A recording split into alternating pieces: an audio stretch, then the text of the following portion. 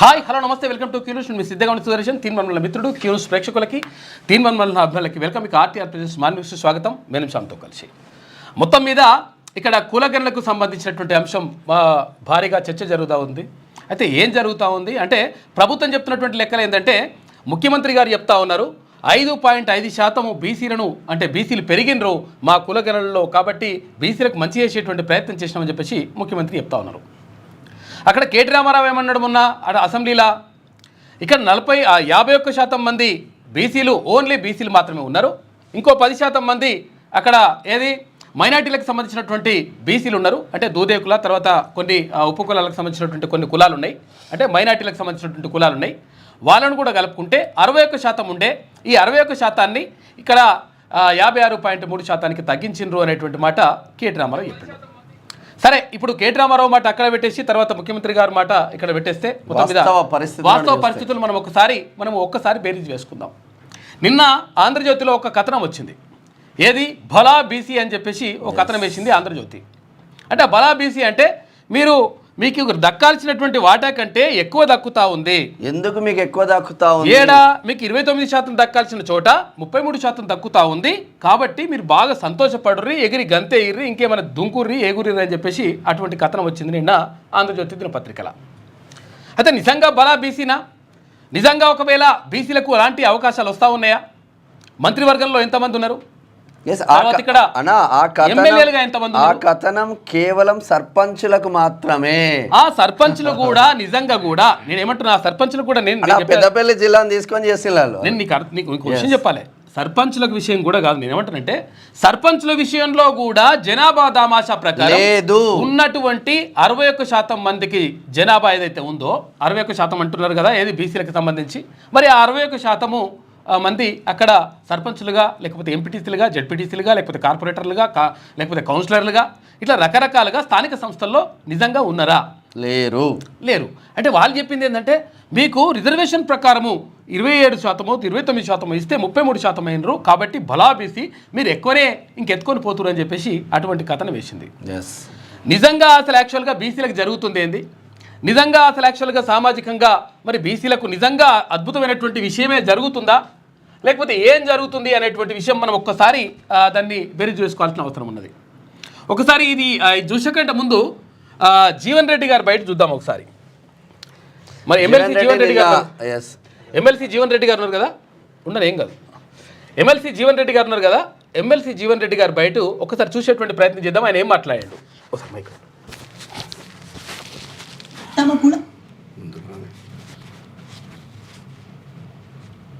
ఉంటే 20, కానీ బీసీలు ఉంటే 25% రిజర్వేషన్ ఇచ్చారన్నారు.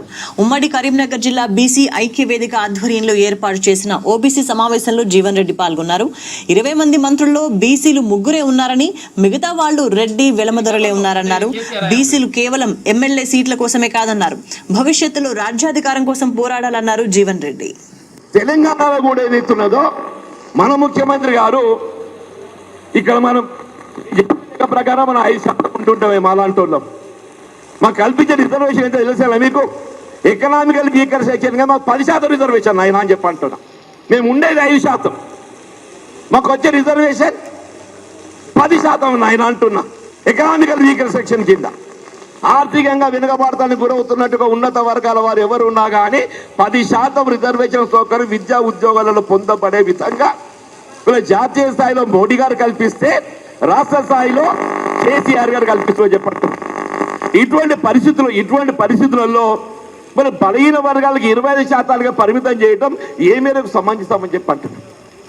60% జనాభా ఉన్నట్టు భావించేటట్టుగా బలహీన వర్గాలకు ఈ 25% ఏదైతుందో పెంచవలసినటువంటి యొక్క ఆవశ్యకత ఉన్నది. చూసారు కదా, అంటే అసలు యాక్చువల్గా మళ్ళీ ఒకసారి చూస్తారా ఒకసారి. 20 మంది 3 ఉన్నారని, మిగతా వాళ్ళు రెడ్డి వెలమదొరలే ఎమ్మెల్యే సీట్ల కోసమే కాదన్నారు, పోరాడాలన్నారు జీవన్ రెడ్డి. తెలంగాణలో కూడా ఏదైతున్నదో మన ముఖ్యమంత్రి గారు ఇక్కడ మనం ప్రకారం మనం 5% ఉంటుంటామే మాలాంటి వాళ్ళం. మాకు కల్పించే రిజర్వేషన్ ఎంత తెలుసా మీకు? ఎకనామికల్ వీకర్ సెక్షన్గా మాకు 10% రిజర్వేషన్ ఆయన అని చెప్పి అంటున్నా. మేము ఉండేది 5%, మాకు వచ్చే రిజర్వేషన్ 10% ఆయన అంటుంది. ఓకే, ఇప్పుడు జీవన్ రెడ్డి గారు చెప్పిన ప్రకారం ఏంటంటే యాక్చువల్గా జీవన్ రెడ్డి గారు ఏమంటారంటే 5% ఉన్నాం, మాకు 10% వచ్చినట్టు. సరే 5% కానీ తర్వాత ఇంకో కొంచెం ఎక్కువ 7-8% కూడా అయి ఉండొచ్చు, ప్రాబ్లం ఏం లేదు. దాని గురించి మనము ఓకే, ప్రాబ్లం లేదు. అయితే విషయం ఏంటంటే ఇది వచ్చిందా బౌడ్? అయితే విషయం ఏంటంటే ఇక్కడ అంటే అసలు యాక్చువల్గా రిజర్వేషన్లు ఫలాలు ఎవరికి ఎంత దక్కుతూ ఉన్నాయి, తర్వాత ఎవరు నష్టపోతూ ఉన్నారు, ఎవరు లాభపడతా ఉన్నారు ఒక్కసారి మనం చూసేటువంటి ప్రయత్నం చేద్దాం. ఇప్పుడు అసలు యాక్చువల్గా ఏమనుకుంటున్నాం మనము, ఎస్సీలకు సంబంధించి షెడ్యూల్డ్ క్యాస్ట్కి సంబంధించి వీళ్ళు 17% జనాభా, ఇప్పుడు 18% కూడా అంటా ఉన్నారు. 18% జనాభా 17% ఉండదు. గతంలో చూసుకుందాం ఒకసారి మనము చూసుకుంటే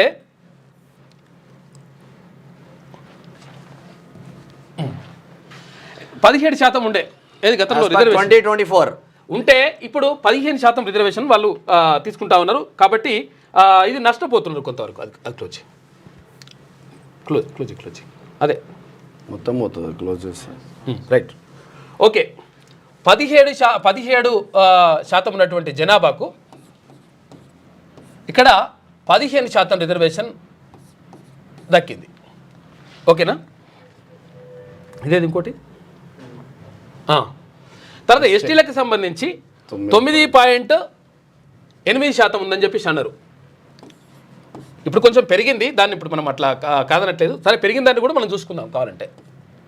ఎంత? 9.8% ఉంటే ఇక్కడ అసలు యాక్చువల్గా ఇప్పుడు వీళ్ళకి ఎంత ఉండే అంటే 7.5% మాత్రమే ఉండే, 7.5% మాత్రమే ఉండే. కానీ ఇప్పుడు దాన్ని 10% తీసుకొచ్చిండ్రు, 10% తీసుకొచ్చిండ్రు. తర్వాత బీసీలకు సంబంధించి 62%. ఇప్పుడు కేటీ రామారావు చెప్పిన ప్రకారం 61% చూసుకుందాం మనం.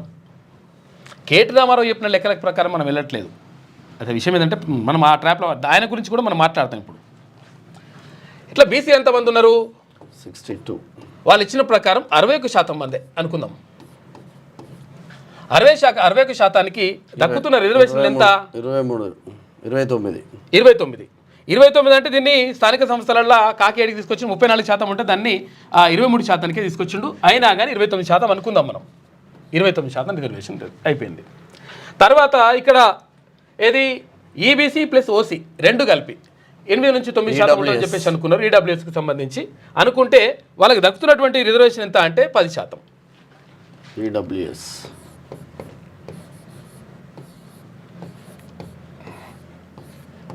ఈ రెండింటికి సంబంధించి 8 నుంచి 9 అనుకుంటే దక్కుతుంది ఎంత అంటే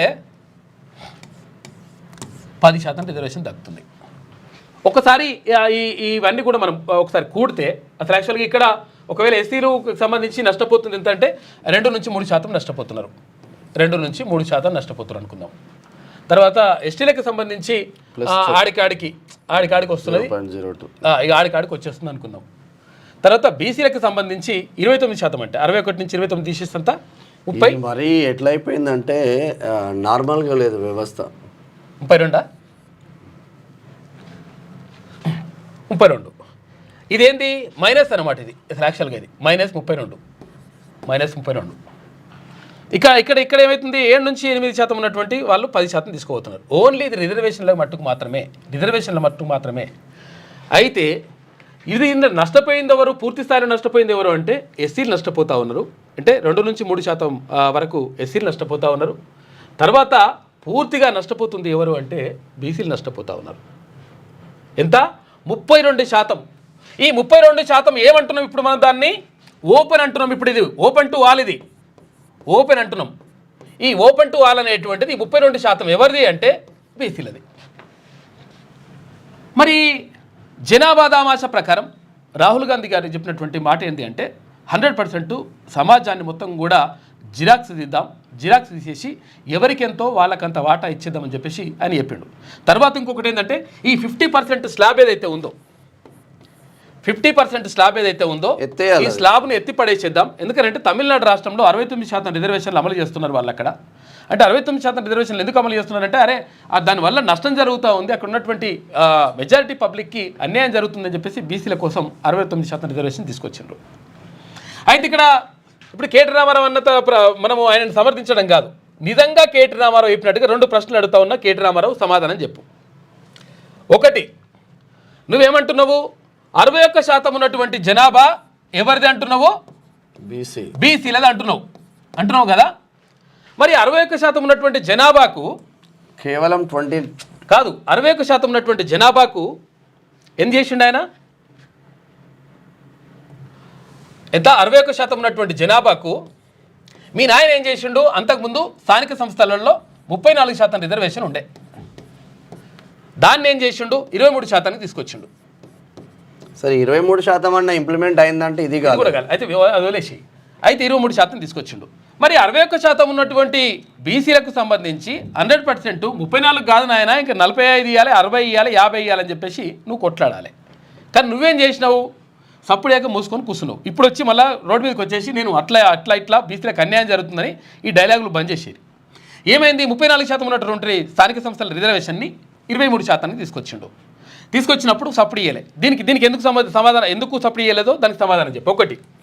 ఇంకొకటి ఏంటి అంటే ఏమైంది ఇక్కడ? ఈ స్థానిక సంస్థలకు సంబంధించినటువంటి రిజర్వేషన్ ఒక అంశం అయితే తర్వాత ఇంకొకటి ఏంటంటే అయితే మరి ఏమన్నావు నువ్వు? సామాజిక న్యాయం కథా కమావిష్ అన్నావు కదా. మరి నువ్వు చెప్పిన లెక్కల ప్రకారమే ఇంకా అసలు యాక్చువల్గా 7 ఉంది అందులో. 6.89% 6.7 6.9 వేసుకో. 9-8% ఉన్నది. 6.98% ఉన్నటువంటి జనాభాకు అంటే దాదాపు 7 అనుకోరాదు. 7% ఉన్నటువంటి జనాభాకు 10% ఈడబ్ల్యూఎస్ రిజర్వేషన్ ఇస్తూ ఉంటే మరి ఏం పీకినట్టు? గడ్డి వీకినరా? మరి ఏం చేసినట్టు? ఈ 2 విషయాలకు కేటీఆర్ సమాధానం చెప్పాలి. అంటే మేము ఏమిటంటే బీసీల మీద ఉన్న ప్రేమ ఉన్నట్టుగా ఇట్లా నటించడం, తర్వాత బయటకు వచ్చి డైలాగులు కొట్టడం, ఇదంతా కూడా బంద్ చేయాలి. అధికారంలో ఉన్నప్పుడు ప్రేమ ఉంటే ప్రజలకు బాగా మంచి జరుగుతుంది. అధికారం పోయిన తర్వాత విపక్షంలో ఉన్నప్పుడు ప్రేమ ఉంటే ఏముండదు. వాస్తవంగా చాలా మంది రాజకీయ నాయకులు ఇదే చేస్తూ ఉంటారు. పూర్తి స్థాయిలో నష్టపోతుంది ఎవరు అంటే అసలు యాక్చువల్గా ఇక్కడ ఏది 6.98% ఉన్నటువంటి జనాభాకు అంటే ఓపెన్ కేటగిరీకి సంబంధించి ఉంటే దానికి 10% రిజర్వేషన్ ఇచ్చినప్పుడు మీరు ఆయనకి ఏం చెప్పినావు? నువ్వు ఏమైనా మాట్లాడినావా? మాట్లాడలేదు. మళ్ళీ ఇప్పుడు వచ్చేసి బీసీలకు అన్యాయం జరుగుతూ ఉంది, బీసీలకు అట్లయితా ఉంది, ఇట్లయితా ఉంది అని అంటున్నారు.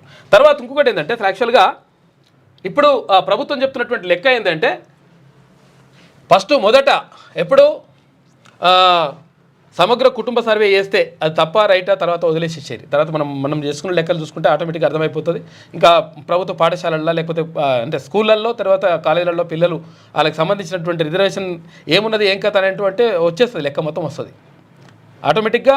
ఓసీ బీసీ ఎస్సీ ఎస్టీ అని చెప్పేసి ఎవరి కాళ్ళు రాసేస్తారు స్కూళ్ళల్లో. ఇప్పుడు మనం కులాలు ఉండొద్దు, అవి ఉండొద్దు, ఇవన్నీ ఉండొద్దు అని మస్తు డైలాగులు చెప్పినా కానీ అక్కడ ఏది స్కూళ్ళకి వెళ్ళిన తర్వాత లేకపోతే కాలేజీకి వెళ్ళిన తర్వాత ఏంది అనేటువంటిది నమోదు చేస్తారు. ఆడ నమోదు చేసినప్పుడు అంతా కూడా బయట పడుతుంది, అది తీసుకుంటే కూడా వెళ్ళిపోతుంది. అయితే ఏమైతా ఉంది ఇప్పుడు? అప్పుడు 51% మాత్రమే ఏది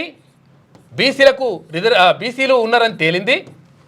కానీ ఇప్పుడు మాత్రం 56.33% లేకపోతే 5% ఇంత ఉందని చెప్పేసి బీసీలు ఉన్నారు అని చెప్పేసి తేలింది.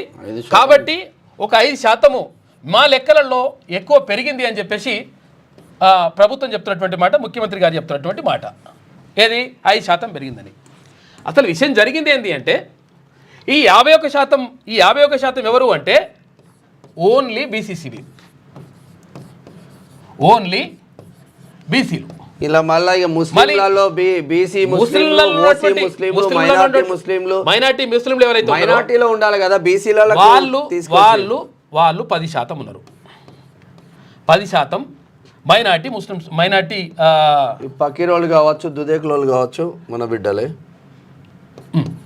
మైనార్టీలు వీళ్ళంతా 10% ఉన్నారు. ఇది అంతా కలుపుకుంటే ఎంత అవుతుంది? 61% అవుతుంది. కానీ 61%కి 56.5% చేసేసి మేము అద్భుతం చేసేసినామని చెప్తే ఇది కరెక్ట్ కాదు. చాలా ఏరియాలో వాస్తవం ఇది జరగాలి కదా. కనీసం కాబట్టి విషయం ఏమవుతుంది? నిజంగా ఒకవేళ సరే మేము 56% ఉందనుకుందాం, ప్రభుత్వ లెక్కల ప్రకారం 56% ఉందనుకుందాం. మరి 56% వాటా దక్కుతుందా? ఇప్పుడున్నటువంటి మంత్రివర్గంలో ఉన్నటువంటి మంత్రుల శాతం ఎంత? ఏది బీసీలకు సంబంధించి 2 మంత్రులు ఉన్నారు. ఒకరు కొండా సురేఖ గారు ఉంటే ఇంకొకరు పొన్నం ప్రభాకర్ కూడా ఇద్దరు ఉన్నారు. ఎంతమంది మంత్రులని ఇప్పటివరకు చేసింటారంటే 12 మంది ఉన్నారు. ఇప్పుడు ముఖ్యమంత్రితో కలిపి 12 మందిలా ఇద్దరికి చేస్తే ఎంత పర్సెంటేజ్ ఇచ్చినట్టు ఒక్కసారి మీరు బేరీ చేసుకోరి. ఇప్పుడు రానున్న 6 మంత్రి పదవులలో బీసీలకు వస్తాయన్న నమ్మకం లేదు. ఒక కేవలం అయితే ఇప్పుడు అది కూడా ఏమైందంటే శ్రీహారి ముదిరాజ్ కోటాలో ఫిల్ చేసే ఆస్కారం ఉంది. 6 మంత్రి పదవులలో 4 ఫిల్ చేస్తారట.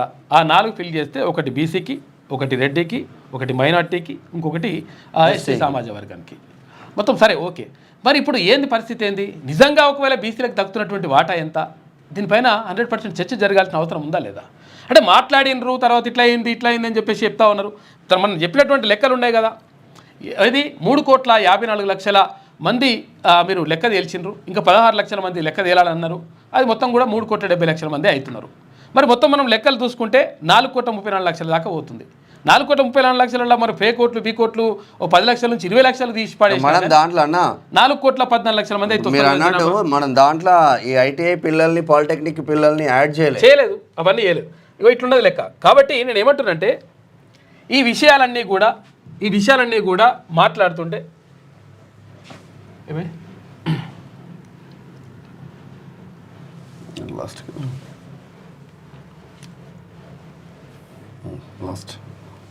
రైట్. అయితే ఇట్లా మొత్తం కూడా చర్చ జరుగుతూ ఉంది. కాబట్టి నేను ఏమంటా ఉంటున్నానంటే అంటే మీరు ప్రభుత్వం తీసుకున్నటువంటి నిర్ణయాలు ఎలా ఉండాలి, తర్వాత నిజంగా మెజార్టీ పబ్లిక్ దక్కుతున్నటువంటి వాటా ఎంత అని చెప్పేసి ఒక్కసారి మీరు బీరీజ్ చేసుకొని నిజంగా ఆత్మపరిశీలన చేసుకొని అట్లా ఆ ఫలాలను అందిస్తే 100% సంతోషిస్తారు. తర్వాత ఇంకొకటి ఏంటంటే ఈ తక్కువని ఎక్కువని తక్కువ చూపెట్టాల్సిన అవసరం ఎందుకు వచ్చింది? తర్వాత ఇప్పుడు ఈ రానటువంటి లెక్కలు ఏదైతే ఉన్నాయో ఆ లెక్కలను ఎందుకు బయటకు తీసుకొస్తలేరు? తీసుకొచ్చిన తర్వాత వాళ్ళంటే ఒక్కరోజే తీసుకొచ్చిన ఏమంటారంటే నాకు ఒక అవకాశం ఇవ్వండి, ఒక్క రోజులోనే తెలంగాణలో ఉన్నటువంటి మొత్తం కూడా కులగణనకు సంబంధించిన పూర్తి వివరాలు తిప్పించేటువంటి బాధ్యత నాది. ఒక్కటే రోజు, జస్ట్ 1 డే. అది వేయకుండా ఇష్టం వచ్చినట్టుగా మేము కరెక్టే ఉన్నామని చెప్పుకోవాల్సిన అవసరం ఏమొచ్చింది? మీరు చేస్తున్న పని మంచిది అని చెప్పినాం, మనం 10 సార్లు చెప్పినాం, 100 సార్లు చెప్పినాం. మీరు చేస్తున్నటువంటి పని, రాహుల్ గాంధీ తీసుకున్నటువంటి నిర్ణయాన్ని ముఖ్యమంత్రి గారు అమలు చేస్తూ ఉన్నారు. ముఖ్యమంత్రి గారు తీసుకున్నటువంటి నిర్ణయం అద్భుతంగా ఉంది, 100% ప్రజలకు మేలు చేసేదని చెప్పేసి అనుకున్నాం. కానీ అది తప్పులు జరిగినాయి. ఆయనకు తెలిసి జరిగిందా, తెలియక జరిగిందా, లేకపోతే ఎన్వినేటర్లు చేసినరా, లేకపోతే ఎవరు ఆఫీసర్లు చేసినరా, ఎవరు చేసినో తెలియదు, ఓకే. కానీ దాన్ని సరిదిద్దుకునేటువంటి ప్రయత్నం చేస్తే మంచిగా ఉంటుంది. ఆ సరిదిద్దుకునేటువంటి ప్రయత్నం చేయకుండా తర్వాత మేము చెప్పిందే కరెక్ట్, మేము చెప్తే మీరు వినాలనేట్టుగా మంత్రులు తర్వాత వీళ్ళని తీసుకొచ్చి మాట్లాడిపోయడం మాత్రం చాలా దారుణంగా ఉన్నది. తెలంగాణ సమాజంలో ఉన్నటువంటి బీసీలు ఎవరైతే ఉన్నారో అత్యధిక ప్రజలైనటువంటి మెజార్టీ పబ్లిక్ అయినటువంటి బీసీలు మొత్తం కూడా ఇక్కడ చూస్తూ ఉన్నారు, ఆలోచిస్తూ ఉన్నారు. అరే ఏం జరుగుతుందిరా బాబు, మనకి మన పరిస్థితి ఏంది? మనకు ఒక 2,90,000 కోట్ల రూపాయల బడ్జెట్ పెడితే మనకు వచ్చినటువంటి వాటా ఎంత అంటే 9,000 కోట్ల రూపాయలు. ఆ 9,000 కోట్ల రూపాయలు కూడా కేటాయించి మరి ఖర్చు పెడతారా అది కూడా అవి వేరే. బీసీ కార్పొరేషన్లోని ఎంబీసీ కార్పొరేషన్ వేసింది సరే. ఇప్పుడనే కాదు, గత ప్రభుత్వం కూడా అదే చేసింది, ఇప్పుడు కూడా అదే జరుగుతూ ఉంది. కాబట్టి దీనిపైన ఒక్కసారి ఆత్మపరిశీలన చేసుకుంటే 100% లెక్క తేలిపోతుంది. నిజంగానే ముఖ్యమంత్రి గారిని ఒక విషయంలో అభినందించాలి 100%. ఇంకో మనం ఏంటంటే మంచిని మాట్లాడుకోవాలి, తర్వాత చెడు మాట్లాడుకోవాలి. ఆయన ఏమన్నాడు? 42% రిజర్వేషన్ ఏదైతే స్థానిక సంస్థలకు సంబంధించి అన్నమో, ఏది కామారెడ్డి డిక్లరేషన్ చెప్పినామో, ఆ చెప్పినటువంటి ప్రకారం ఒకవేళ 42% అమలు చేయాల్సి వస్తే రాజ్యాంగపరంగా లేకపోతే చట్టపరంగా ఏమైనా ఇబ్బందులు ఎదుర్కొనేటువంటి అవకాశం ఉంటే, లేకపోతే ఎవరైనా బిల్లులో లేకపోతే ఇంకేమైనా రిట్ పిటిషన్లో ఏదో వేస్తారు కోట్ల, వేస్తే ఒకవేళ ఆగిపోయేటువంటి ప్రమాదం ఉంటే అట్లయినా కానీ మా పార్టీ నుంచి 100% 42% బీసీలకు మేము టికెట్లు కేటాయిస్తామని చెప్పిండు. అది అభినందనీయం, నిజంగా కూడా గొప్ప విషయం. అది కేటాయించేటువంటి దమ్ము భారతీయ జనతా పార్టీకి కానీ లేకపోతే బీఆర్ఎస్ కానీ ఉందా అని చెప్పేసి అడిగిండు. మరి వాళ్ళు ఇప్పటివరకు అయితే సమాధానం ఎవరు కూడా చెప్పలేదు. కావాలంటారు కానీ వాళ్ళు కూడా సమాధానం చెప్పాలి కదా. కాబట్టి నేను ఏమంటున్నానంటే మంచి చెడు అంటా ఉన్నాను. కాబట్టి దీనికి సంబంధించి పూర్తిగా అంటే దీన్ని పూర్తి చేసి దీన్ని కంప్లీట్ చేసి నిజంగా ఇగో ఈ వార్డులో ఇంత ఉంది, ఇగో ఈ గ్రామంలో ఇంత ఉంది, ఇగో ఈ పరిస్థితి ఇంత ఉంది అని చెప్పేసి చెప్పగలిగితే ప్రభుత్వానికి మంచే జరుగుతుంది. మనం చెప్పినాం కదా, ఇంత గతంలో కూడా చెప్పినాం కదా. ఏది ఇక్కడ రైతు రుణమాఫీకి సంబంధించి మీరు చాలా చేసిండ్రు. ఈ 70%, 80% చేసిండ్రా, 90% చేసిండ్రా, 90% చేసిన అనుకుందాం, ఇంకో 10% మిగిలిపోయి ఉంది. ఆ మిగిలిపోయిన దాన్ని కూడా మేము అయిపోయిందని చెప్పి చెప్పే ప్రయత్నం చేసిండ్రు కొంతమంది మంత్రులు. దాంతో ఏమవుతుంది? ఈ 10% మంది ఎవరైతే ఇక్కడ రుణమాఫీ కాలేదో, ఈ 10% మంది ఎవరైతే రుణమాఫీ కాలేదో, ఈ 90% మంది వచ్చిన వాళ్ళు సప్లై కూర్చుంటారు, ఓకే అయిపోతుంది లెక్క. కానీ 10% మంది చూసినావా, ఈ 90% మంది కంటే ఎక్కువ లొల్లి పెడతారు, ఎక్కువ బదనాం చేసేటువంటి అవకాశం ఉంటుంది. ఒక్కసారి ఊళ్ళలోకి పోయి మీరు కనుక్కోండి, 100% ప్రభుత్వం పైన చెడు ప్రచారం చేసేటువంటి ప్రయత్నం చేస్తూ ఉన్నారు చాలామంది. కాబట్టి దాన్ని దృష్టిలో పెట్టుకొని దీన్ని సవరించుకోవాల్సిన అవసరం ఉంటుంది. తర్వాత ఈ సూచనల్ని తీసుకొని వాటిని అమలు చేసుకుంటే ప్రభుత్వానికి మంచి పేరు వస్తుంది. ఆ విషయాన్ని గమనిస్తే మంచిగా ఉంటుంది. కానీ ఉల్టా ఇట్లా మాట్లాడుతున్నారు, తొలటా మాట్లాడుతున్నారు, వాస్తవాలు మాట్లాడుతున్నాం మనం. కాబట్టి అది సూచనగా తీసుకోండి. సరే, వార్తలకి వెళ్దాం. ముందుగా వెలుగు దినపత్రిక చూద్దాం. ఇక త్వరలో మంత్రివర్గ విస్తరణ, 4 పదవుల భర్తీకి Congress high command green signal. BC Mudiraj beans మన వాకిటి శ్రీహరికి వచ్చే ఆస్కారం ఉంది. ముదిరాజ్ కాంగ్రెస్ లో. ఇక ఎస్సీ రెడ్డి మైనార్టీ వర్గాలకు chance. CM Revanth, deputy CM Bhatti, మంత్రి ఉత్తమ్, పిసిసి చీఫ్ మహేష్ తో చర్చించిన వేణుగోపాల్. ఢిల్లీలో 4గురితో విడివిడిగా భేటీ, పలువురి పేర్లు ప్రస్తావన. ప్రస్తుతం 6 మంత్రి పదవులు ఖాళీ, 4కి ఓకే, 2 పెండింగ్. ఇక్కడ వాకిటి శ్రీహరి వస్తే ఇక్కడ రెడ్డి పి సుదర్శన్ రెడ్డి వచ్చే ఆస్కారం ఉంది. అంటే ఆస్కారం ఉంది. ఇప్పుడు రంగారెడ్డికి సంబంధించి రంగారెడ్డి ఉన్నా కూడా పి సుదర్శన్ రెడ్డి మొదటి వరుసలో ఉన్నట్టు తెలుస్తా ఉంది. మరి ఎస్సీ అంటే మళ్ళీ వివేక్ వచ్చే ఆస్కారం ఉంది అన్నట్టు ఒక చర్చ మాత్రం జరుగుతుంది. ఎందుకంటే ఒకటి అక్కడ మాదిగ సామాజిక వర్గానికి ఇస్తే ఒకటి ఇంకోటి మాల సామాజిక వర్గానికి ఇవ్వాలనేటువంటి ఒక సరే అట్లా ఉన్నట్టుంది. సరే ఏదేమైందో మొత్తం మీద ఆ ఈక్వేషన్స్లో వాళ్ళు చూసుకొని ఇస్తారో మరి ఏం చేస్తారో తెలియదు. కానీ బీసీలకు మాత్రం అన్యాయం జరుగుతున్నటువంటి మాట వాస్తవం. ఇప్పుడు దీంట్లో కూడా అన్యాయమే కదా. 4 మంత్రి పదవులలో 6 మంత్రి పదవులలో దాదాపు ఏడాది కాలంగా పెండింగ్లో ఉన్న తెలంగాణ రాష్ట్ర మంత్రివర్గ విస్తరణకు కాంగ్రెస్ హైకమాండ్ ఓకే చెప్పినట్టు తెలిసింది. ఇక త్వరలోనే పదవుల భర్తీ చేయాలని నిర్ణయించినట్లు సమాచారం. మంత్రివర్గంలో 18 మంత్రి పదవులు అంటే సీఎంతో కలిపి ఉండగా ప్రస్తుతం 12 మంది ఉన్నారు. అయితే ఖాళీగా ఉన్న 6 పోస్టుల్లో 4కి హైకమాండ్ గ్రీన్ సిగ్నల్ ఇచ్చినట్లు సమాచారం. వీటిని బీసీ ముదిరాజ్ అంటే ఒక్కడే ఉన్నాడు ఆయన, అసలు యాక్చువల్గా వాకిటి శ్రీహరి ఒక్కడే ఉన్నాడు కాబట్టి ఆయనకి అవకాశం ఉంటుంది ఒకవేళ నిజంగా జరిగితే. ఇక ఎస్సీ తర్వాత రెడ్డి మైనార్టీ వర్గాలకు కేటాయించాలని డిసైడ్ అయినట్టు తెలిసింది. శుక్రవారం పార్లమెంట్లో కాంగ్రెస్ జనరల్ సెక్రటరీ సంస్థాగత కేసీ వేణుగోపాల్తో CM Revanth Reddy, deputy CM Bhatti Vikramarka, మంత్రి ఉత్తమ్ కుమార్ రెడ్డి, పీసీసీ చీఫ్ మహేష్ కుమార్ గౌడ్ విడివిడిగా సమావేశమయ్యారు. ఈ సందర్భంగా పలువురి పేర్లను నేతలు ప్రతిపాదించినట్టు తెలిసింది. అయితే గురువారం రాత్రి జరిగిన భేటీలోనూ ఇదే అంశంపై దాదాపు 2 గంటల పాటు చర్చించారు. ఇందులో భిన్నాభిప్రాయాలు వ్యక్తమవడంతో శుక్రవారం మరోసారి వేణుగోపాల్ సమావేశమయ్యారు. అయితే 1-to-1 మీటింగ్లో తొలుత మంత్రి ఉత్తమ్, తర్వాత డిప్యూటీ సీఎం భట్టి విక్రమార్క, అనంతరం పీసీసీ చీఫ్ మహేష్ కుమార్ గౌడ్, చివర్లో సీఎం రేవంత్ రెడ్డితో ఆయన చర్చించారు. వారి నుంచి అభిప్రాయాలు ఆయన సేకరించారు. సందర్భాన్ని బట్టి మరో 2 ప్రస్తుతం 4 మంత్రి పదవులు భర్తీ చేయాలని కాంగ్రెస్ అధిష్టానం నిర్ణయం తీసుకున్నట్లు తెలిసింది. మిగిలిన 2 స్థానాల్ని మాత్రం సందర్భానికి తగ్గట్టు భర్తీ చేయాలని డిసైడ్ అయింది. త్వరలో భర్తీ చేయనున్న 4 మంత్రి పదవుల్లో ఎస్సీ, బీసీ, రెడ్డి, మైనార్టీ వర్గాలకు అవకాశం కల్పించే ఛాన్స్ ఉంది. ఈ దిశలో ఆయా సామాజిక వర్గాల నుంచి రాష్ట్ర నేతలు సూచించిన పలువురు పేర్లను పరిశీలనలో తీసుకుంది.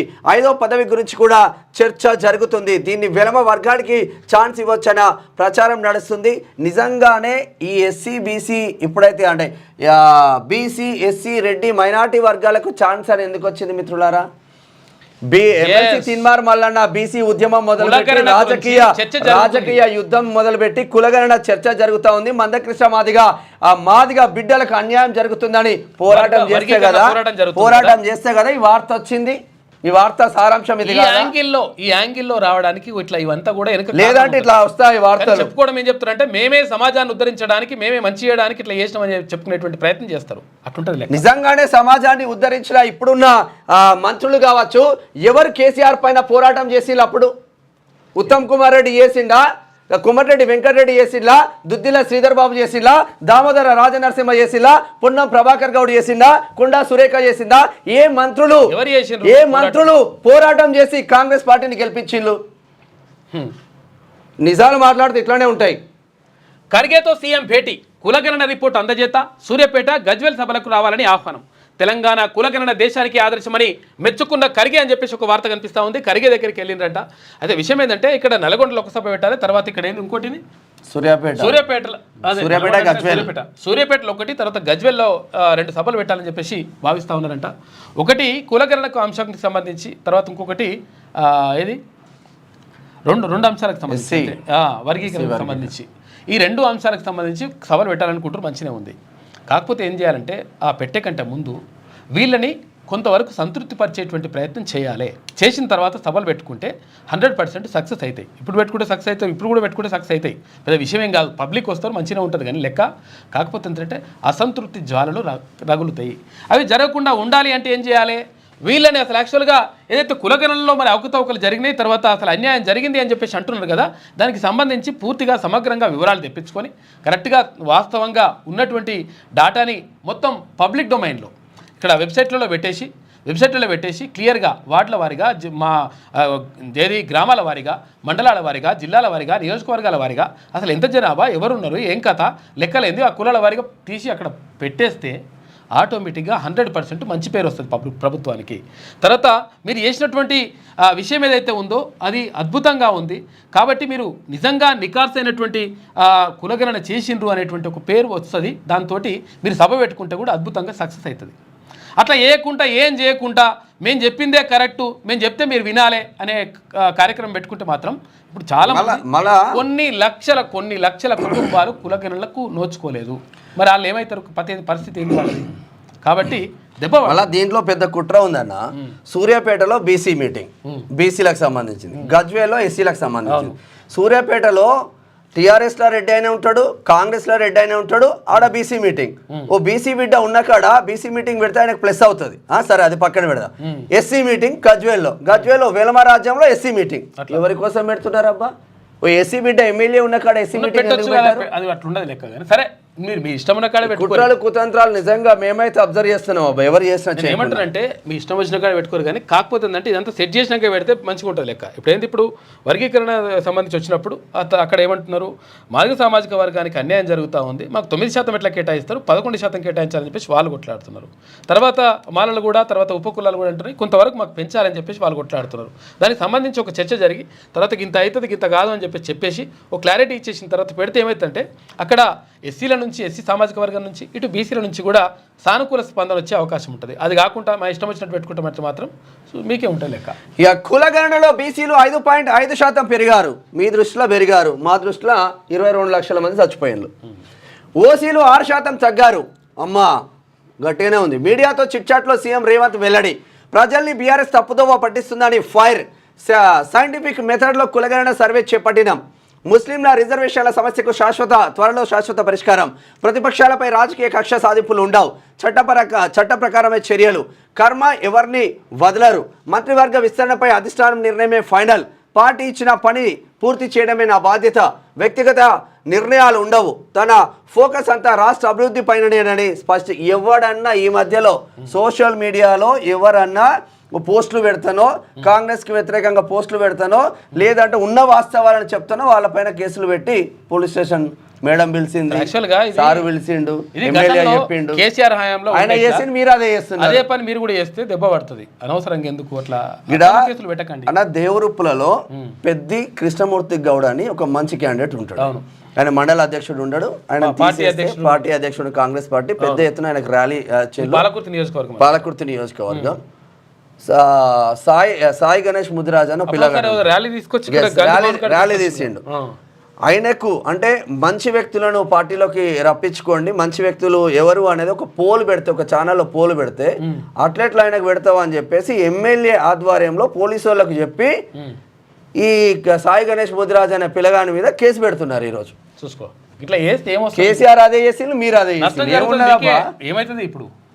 మా అంటే 14 రోజులు జైలుకు పోయేస్తాడు కావచ్చు వాడు. ఏం చేస్తారు ఇక అంతకుమించి? రాష్ట్ర ప్రభుత్వం నిర్వహించిన కులగణనలో 5.5% బీసీ పర్సెంటేజ్ పెరిగిందని సీఎం రేవంత్ రెడ్డి చెప్పారు. మరి వాళ్ళు ఎక్కడ పోయినరు? మైనార్టీలు ఇప్పుడు అలా ఓసీలను అందరూ కలుపుకొని చెప్పుకుంటున్నారు కదా. దీంట్లో మరి ఇప్పుడు మైనార్టీలు ఎక్కడ పోయినట్టు? మైనార్టీకి సంబంధించినటువంటి బీసీలు ఉంటారు కదా, దూదేకులు ఉంటారు, తర్వాత ఇంకా రకరకాల కులాలు ఉంటాయి. వాళ్ళందరూ ఎక్కడ పోయినట్టు? మరి వాళ్ళని బీసీలో కలిసి మరి చెప్తారు కదా. రిజర్వేషన్ ఇచ్చినప్పుడు బీసీ రిజర్వేషన్ ఇస్తారు కదా. బీసీ ఈ రిజర్వేషన్ పేరుతో మనం 4% రిజర్వేషన్ ఇస్తున్నారు కదా. మరి ఏంది పరిస్థితి ఏంది? ఆ విషయాలు కూడా చెప్పాలి కదా. ఇది చర్చ జరగదు.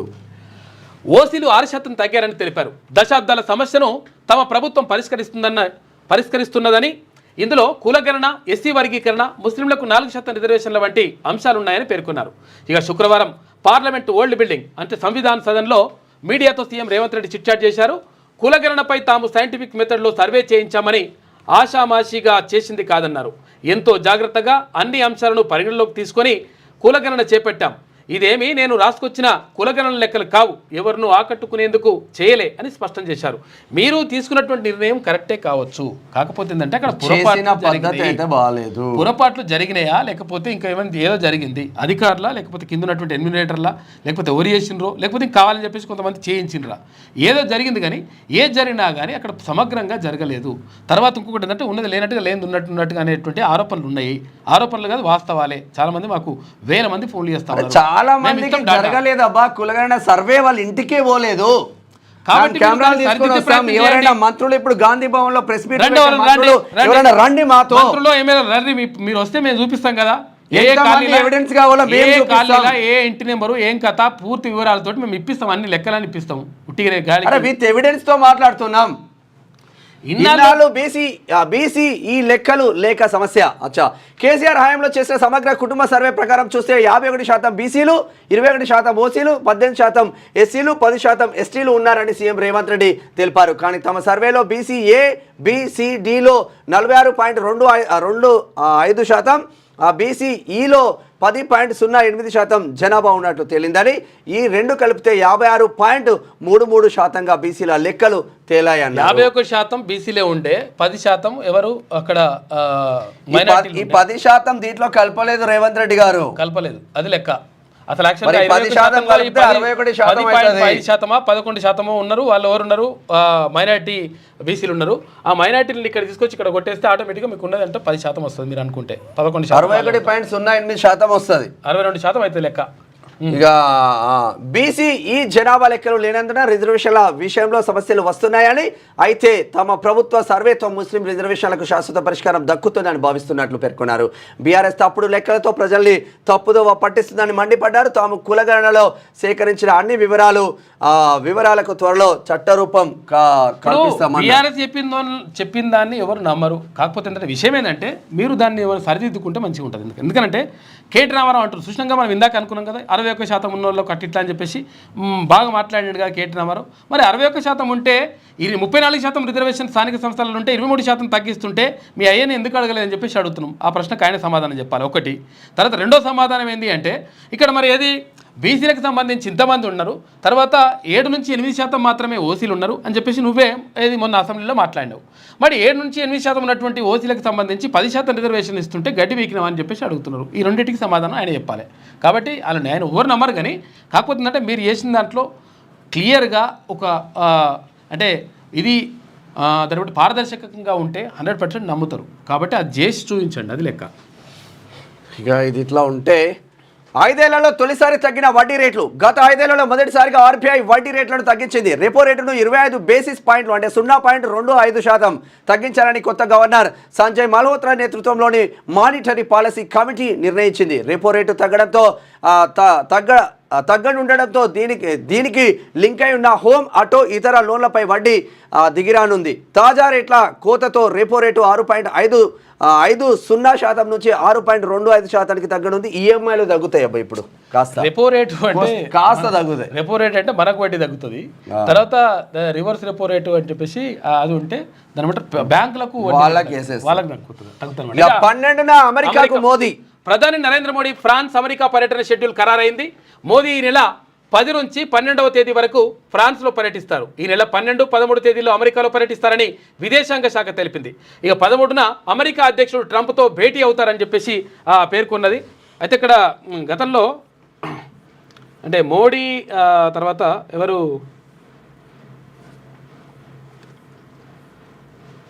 అంటే ఇప్పటిది కాదు, పాతది ఇది. नमस्ते ट्रम्प, नमस्ते ट्रम्प, नमस्ते ट्रम्प, नमस्ते Trump, my friend, the President of the United States of America, Mr. Donald Trump. अब की बार ट्रम्प सरकार. अमेरिकी राष्ट्रपति ट्रम्प అట్లా మొత్తం మీద బ్రేకింగ్ న్యూస్ అయితే వస్తా ఉన్నాయి. ఢిల్లీ ఓట్ల లెక్కింపు మాత్రం జరుగుతా ఉంది. ఆ పోటా పోటీగా ఇటు బీజేపీ అటు ఆమ్ ఆద్మీ పార్టీ మాత్రం ముందుకు దూసుకెళ్తున్న నేపథ్యంలో కాంగ్రెస్ మాత్రం చతకిల పడతా ఉంది ఢిల్లీలో. మరి కేజ్రీవాల్ కూడా వెనుకంజలో ఉన్నట్లు సమాచారం మాత్రం అందుతుంది.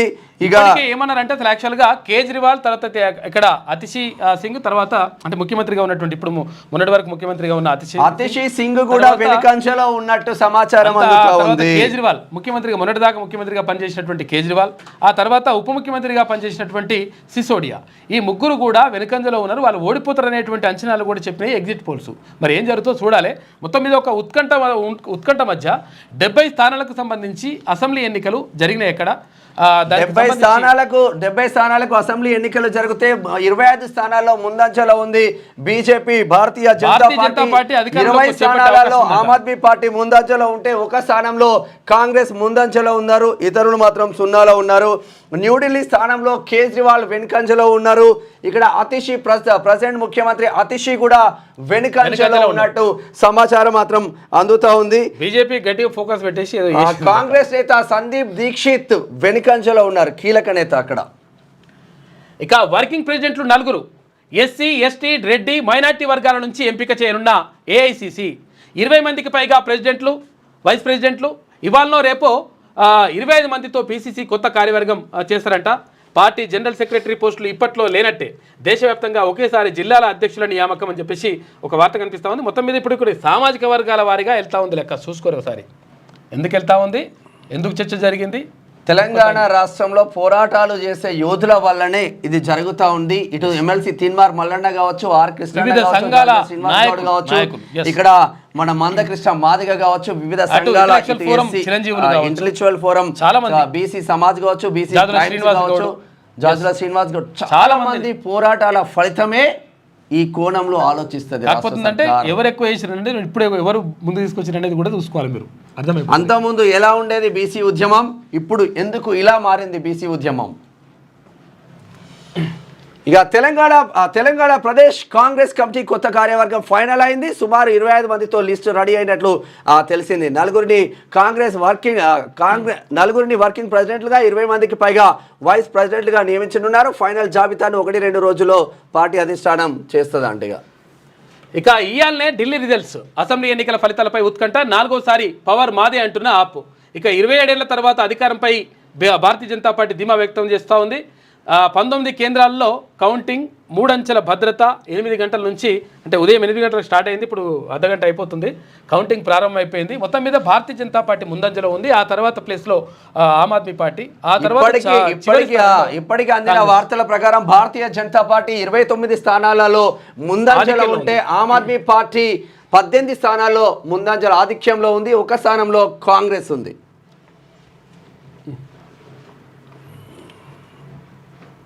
మళ్ళీ పెట్టదు ఒకసారి. రైట్, ఇది ఇట్లా ఉంటే ఇక కొత్త రేషన్ కార్డులకు మీ సేవలో దరఖాస్తులు, పేరు, అడ్రస్, ఇతర మార్పులకు అప్డేట్ కు ఛాన్స్ ఉందంటే ఈ రోజు నుంచి చేసుకోండి అందరూ. కొత్త రేషన్ కార్డులపై రేషన్ కార్డులపై రాష్ట్ర ప్రభుత్వం కీలక ప్రకటన చేసింది. అయితే ప్రజలు రేషన్ కార్డుల కోసం మీ సేవా కేంద్రాల ద్వారా ఆన్లైన్లోనూ దరఖాస్తు చేసుకోవచ్చని తెలిపింది. అయితే కొత్త రేషన్ కార్డులకు మాత్రమే కాకుండా ఇప్పటి వరకు ఉన్నటువంటి పేర్లలో కూడా ఊర్లలో కూడా అంటే ఉన్నవాళ్ళు కూడా పేరు, అడ్రస్, ఇతర మార్పులు కూడా ఆన్లైన్ ద్వారా సులభంగా అప్డేట్ చేసుకునేటువంటి అవకాశం కల్పిస్తున్నారంట. కాబట్టి అసలు యాక్చువల్ గత ప్రభుత్వం అంటే బీఆర్ఎస్ ప్రభుత్వం ఉన్నప్పుడు ఒక్క కొత్త రేషన్ కార్డు కూడా ఇవ్వలేదు. ఏది కేసీఆర్ ఉన్నప్పుడు. వాళ్ళ అంతకుముందు పెళ్లి కాలంలోకి పెళ్ళి అయింది, పెళ్ళి అయినాక పిల్లలు అయ్యారు, ఆ పిల్లలు స్కూల్కి పోయారు, అవన్నీ జరిగినా కానీ కొత్త రేషన్ కార్డులు రాలే. కానీ ఇప్పుడు కొత్తగా రేషన్ కార్డులు ఇస్తానంటున్నారు. తర్వాత ఇంకోటి ఏంటంటే కొంతమంది మాకు రేషన్ కార్డు అవకాశం దక్కలేదు, తర్వాత మాకు అందులో వస్తలేదని చెప్పేసి అంటున్నారు. ఎందుకంటే ప్రజాపాలనలో అప్లై చేసుకున్న వాళ్ళకి మాత్రమే అవకాశం వస్తుంది, మాకు రావట్లేదు, అందులో కనీసం అది ఆ ఫామ్ చూపించట్లేదు అంటున్నారు. కాబట్టి ఇప్పుడు ఆన్లైన్లో అవకాశం ఉందంట. కాబట్టి అందరూ అప్లై చేసుకోండి.